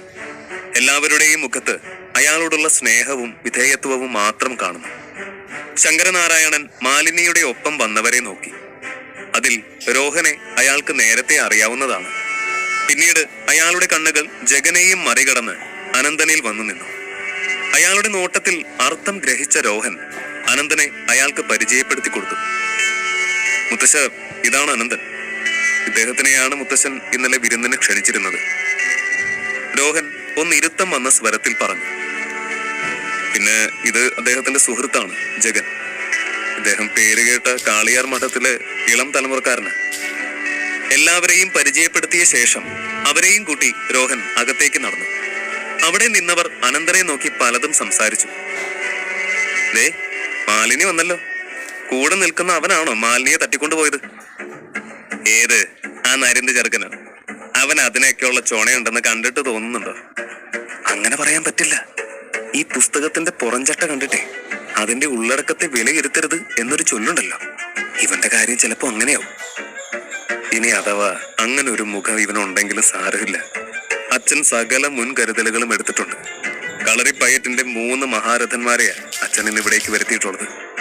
ജീവനോടെ പോകില്ലിവൻ, മാലിനിയുടെ അമ്മാവൻ പറഞ്ഞു. അനന്തൻ അവിടെ ഉണ്ടായിരുന്ന അതിഥികളെ എല്ലാം ശ്രദ്ധിച്ചു. എല്ലാവരുടെയും വസ്ത്രധാരണത്തിൽ എന്തോ പ്രത്യേകത അവന് തോന്നി. അതായത് അവരിൽ എല്ലാവരും താന്ത്രിക വിദ്യകളും പഠിച്ചിട്ടുള്ളവരെ പോലെയാണ് വസ്ത്രം ധരിച്ചിരിക്കുന്നത്. അനന്ത, ത്രയംബക ഗുരുക്കൾക്ക് ക്ഷണമുണ്ടെന്ന് ഇവിടെ ആരൊക്കെയോ പറയുന്നത് ഞാൻ കേട്ടു. എന്റെ അറിവിലുള്ള കളരി ഗുരുക്കന്മാരില് ഏറ്റവും നിഷേധിയും അഹങ്കാരിയുമാണ് ഈ പറഞ്ഞയാള്. അങ്ങേരെ കണ്ടാ തന്നെ എന്റെ രക്തം തിളയ്ക്കും. ജഗൻ ദേഷ്യത്തിൽ പറഞ്ഞു. അതാരെ ഈ ത്രയംബക ഗുരുക്കള്? അയാൾ അത്രയ്ക്ക് ശക്തിശാലിയാണോ? അനന്തൻ ചോദിച്ചു. അനന്തന്റെ ചോദ്യം കേട്ട് ജഗൻ ഒന്ന് ചിന്തിച്ചു. എന്താ അനന്ത ഇത്? നിനക്കറിയില്ലേ ത്രയംബക ഗുരുക്കളെ? കളരിയുമായി ബന്ധമുള്ള ആർക്കാണ് അദ്ദേഹത്തെ പറ്റി അറിവുണ്ടാകാതിരിക്കുക? ജഗൻ അതിശയത്തോടെ ചോദിച്ചു. അനന്തൻ നാഗലോകത്ത് നിന്നും വിദ്യ അഭ്യസിച്ചതിനാൽ ഭൂമിയിലെ ഗുരുക്കന്മാരെയും ആചാര്യന്മാരെയും ഒന്നും അവൻ അറിയില്ലല്ലോ. പക്ഷെ ഇതറിയാത്തതിനാൽ ജഗൻ ഒരു വല്ലായ്മ തോന്നി. പക്ഷെ അത് അവഗണിച്ചുകൊണ്ട് അവൻ ത്രയംബക ഗുരുക്കളെ പറ്റി വിശദീകരിച്ചു. അയാൾ അത്ര സമർത്ഥനാണോ എന്ന് ചോദിച്ചാൽ എനിക്കറിയില്ല. പക്ഷെ എനിക്ക് തോന്നിയിട്ടുള്ളത് ഇങ്ങനെ ഒരു ദൈവിക കലയുടെ ആചാര്യനാകാൻ വേണ്ട യോഗ്യതയൊന്നും അയാൾക്കില്ല എന്നാണ്. അഹങ്കാരവും ധാർഷ്ട്യവും മാത്രമാണ് അയാളിൽ ഞാൻ കണ്ടിട്ടുള്ളത്. പക്ഷെ ഒരു കാര്യമുണ്ട്, അയാൾ തന്റെ ദീർഘകാലത്തെ പ്രയത്നത്തിന്റെ ഫലമായി സ്വന്തം ശരീരത്തിലെ കുണ്ടലിനി ശക്തി ഉണർത്താനുള്ള ശ്രമങ്ങൾ പകുതിയോളം വിജയിച്ചിട്ടുണ്ട് എന്ന്. അനന്തൻ അത് കേട്ട് മിണ്ടാതെ ഇരുന്നതേയുള്ളൂ. കാരണം അനന്തന് നല്ല ധാരണയുണ്ട് ശരീരത്തിലെ 7 കുണ്ടലിനി ശക്തികളെ കുറിച്ച്. മൂലാധാര ചക്രം, സ്വാധിഷ്ഠാന ചക്രം, മണിപൂരകം, അനാഗത ചക്രം, അഗ്നാകാര ചക്രം, വിശുദ്ധ ചക്രം, സഹസ്രഹാര ചക്രം 7 കുണ്ടലിനി ശക്തികളാണുള്ളത് നമ്മുടെ ശരീരത്തിൽ. അനന്തന് നന്നായി തന്നെ അറിയാം, ഈ കുണ്ടലിനി ശക്തികളിൽ ഒരെണ്ണമെങ്കിലും ഉണർത്തുക എന്ന് പറഞ്ഞാൽ അതൊട്ടും നിസാരമല്ല എന്ന്. അവൻ അതിനെപ്പറ്റി ചിന്തിച്ചിരിക്കവേ ജഗൻ തുടർന്നു. കുണ്ടലിനി ശക്തികളിൽ ഏതെങ്കിലും 2 എണ്ണം ഉണർന്നാൽ തന്നെ ആ വ്യക്തിക്ക് ഭൂമിയെയും ജലത്തെയും നിയന്ത്രിക്കാൻ മാത്രം ശക്തി കിട്ടുമെന്നാണ് ഞാൻ കേട്ടിട്ടുള്ളത്.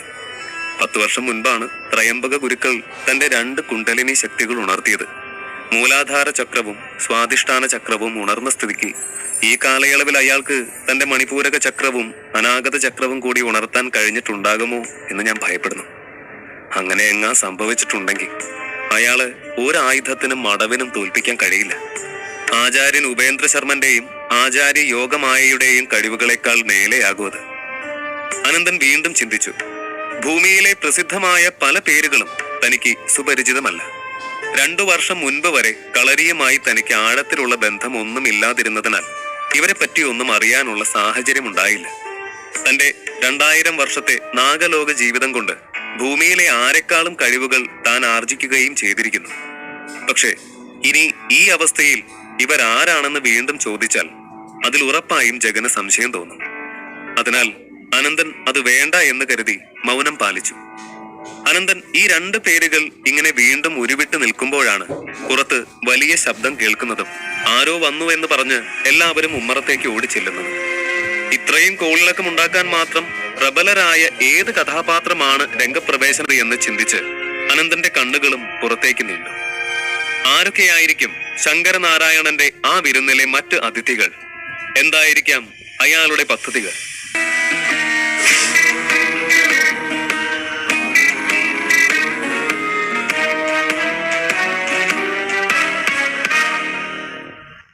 അധ്യായം 42. അനന്തനും ജഗനും കൂടി കളരിയിലെ പേരുകേട്ട ആചാര്യന്മാരെ പറ്റി സംസാരിച്ചിരിക്കവെയാണ് പുറത്ത് ആരോ വന്നതിന്റെ ബഹളം കേൾക്കുന്നത്. അതാരാണെന്ന് അറിയാനുള്ള ആകാംക്ഷയിൽ അനന്തനും ജഗനും അവർക്കൊപ്പം നിന്നു. കാറിൽ നിന്നും അയാൾ ഇറങ്ങുന്നത് തന്നെ വല്ലാത്തൊരു പ്രകമ്പനം അന്തരീക്ഷത്തിൽ സൃഷ്ടിച്ചുകൊണ്ടാണ്. വല്ല ഭൂമികുലുക്കത്തിന്റെയും ലക്ഷണമാണോ എന്ന് അവിടെ നിന്നവരിൽ ആരോ ചോദിക്കുന്നതായും വന്നവൻ അത്രയ്ക്കും ശക്തനാണ്, അതുകൊണ്ട് ഇത്തരം മാറ്റങ്ങൾ ചുറ്റുപാടും സംഭവിക്കുന്നതിൽ അതിശയിക്കാനില്ല എന്നും പലരും മറുപടി പറയുന്നതായും അനന്തൻ കേട്ടു. വരുന്ന വഴിക്ക് 2 പൈശാചിക ശക്തികളുമായിട്ട് ഏറ്റുമുട്ടേണ്ടി വന്നു. അതാ വൈകിയത്. പറയുന്നതിനൊപ്പം അട്ടഹസിച്ചുകൊണ്ട് അയാൾ അകത്തേക്ക് കയറി. ഇതാണ് ത്രയംബക ഗുരുക്കൾ. അയാളുടെ മുഖം വ്യക്തമായതും ജഗൻ അനന്തന് പറഞ്ഞുകൊടുത്തു. അയാളുടെ അട്ടഹാസത്തിന്റെ മുഴക്കം കേട്ട എല്ലാവർക്കും തല വെട്ടിപ്പിളരുന്നത് പോലെ തോന്നി. ആകാരത്തിലും വ്യക്തിത്വത്തിലും കരുത്ത് വിളിച്ചോതുന്ന പ്രകൃതം. ശബ്ദമാണെങ്കിൽ പറയണ്ട. ഇടിവെല്ലുന്ന എന്തോ ഒന്ന് ആ കണ്ഠനാളത്തിൽ ഒളിപ്പിച്ചിട്ടുണ്ടെന്ന് തോന്നും.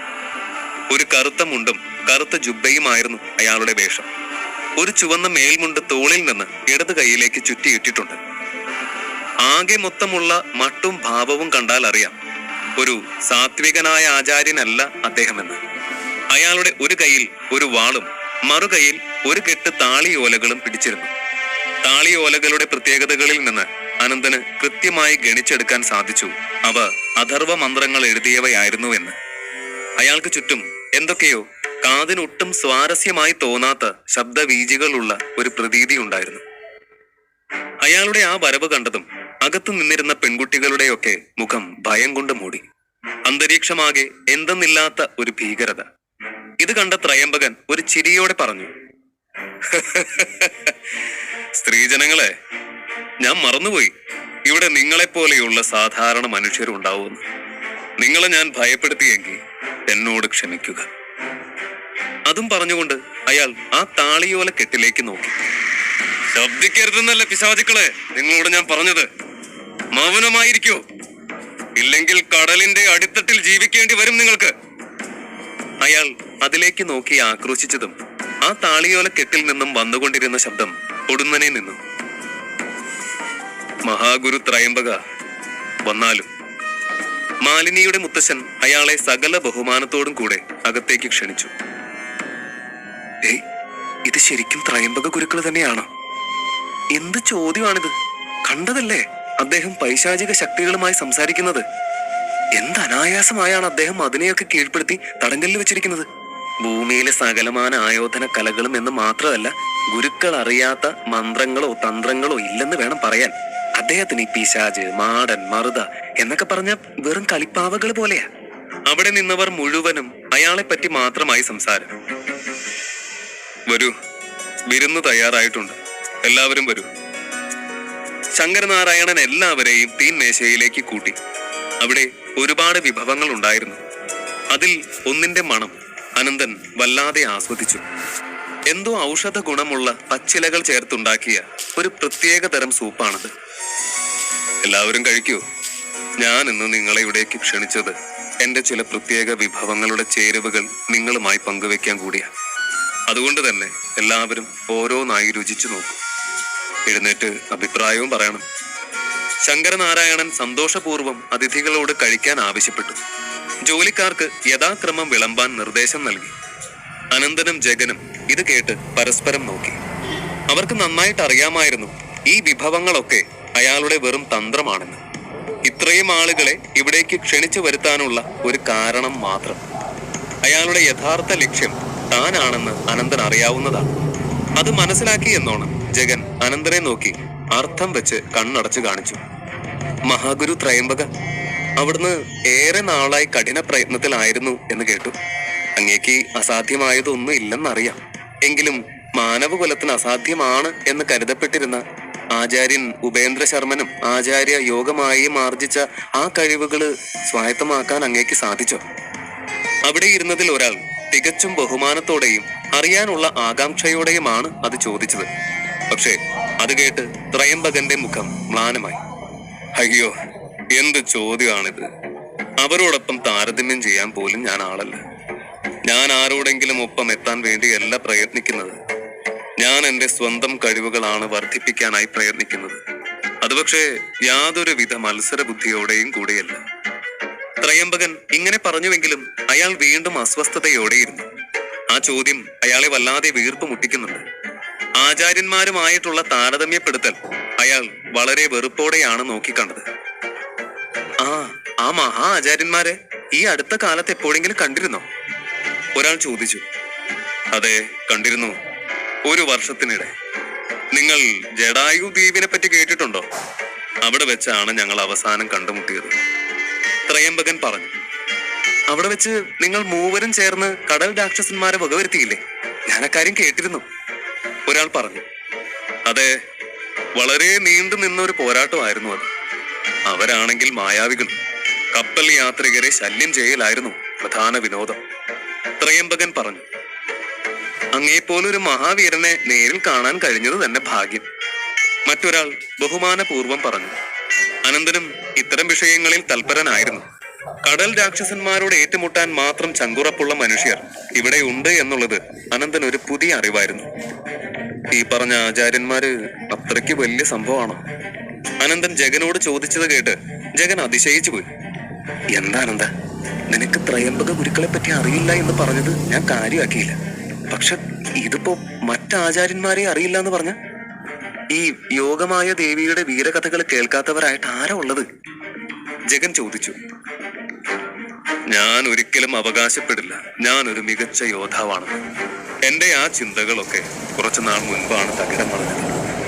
ത്രയംബകൻ സംസാരത്തിനിടെ പറഞ്ഞു. അതെന്താണ് അങ്ങ് അങ്ങനെ പറയുന്നത് എന്നൊരാൾ ചോദിച്ചു. കഴിഞ്ഞ ദിവസമാണ് ഞാൻ അറിഞ്ഞത്. നാരായണ കൈമളിന്റെ രോഗം ഭേദമാക്കിയ ഒരു ദിവ്യ ഫലത്തെക്കുറിച്ചും അത് കഴിച്ച് ശക്തി ആർജിച്ചു കഴിഞ്ഞിട്ടും അയാളെ തോൽപ്പിച്ചുകൊണ്ട് അയാളുടെ കൈ വെട്ടിയ ഏതോ ഒരു വീരനെ കുറിച്ചും. ദേവയാനി ഇതറിഞ്ഞതും അവൾ സ്വന്തം കുടുംബത്തിലേക്ക് തിരികെ എത്തിയിരിക്കുന്ന വിവരവും ഞാൻ അറിഞ്ഞു. അതുപോലെ തന്നെ നിങ്ങളുടെ മൃതസഞ്ജീവനിയിൽ എത്തിയ ഒരു യുവാവ് അത്ഭുത സിദ്ധികൾ പ്രകടിപ്പിക്കുകയും ശിവമല്ലിപ്പൂവിനെ കൈവെള്ളയിൽ വെച്ച് വിരിയിക്കുകയും ചെയ്തു എന്നും നാം കേട്ടു. ആ വ്യക്തിയെ ഒന്ന് കാണണമെന്ന് എനിക്ക് അതിയായ ആഗ്രഹം തോന്നിയതോ? ത്രയംബകൻ പറഞ്ഞു.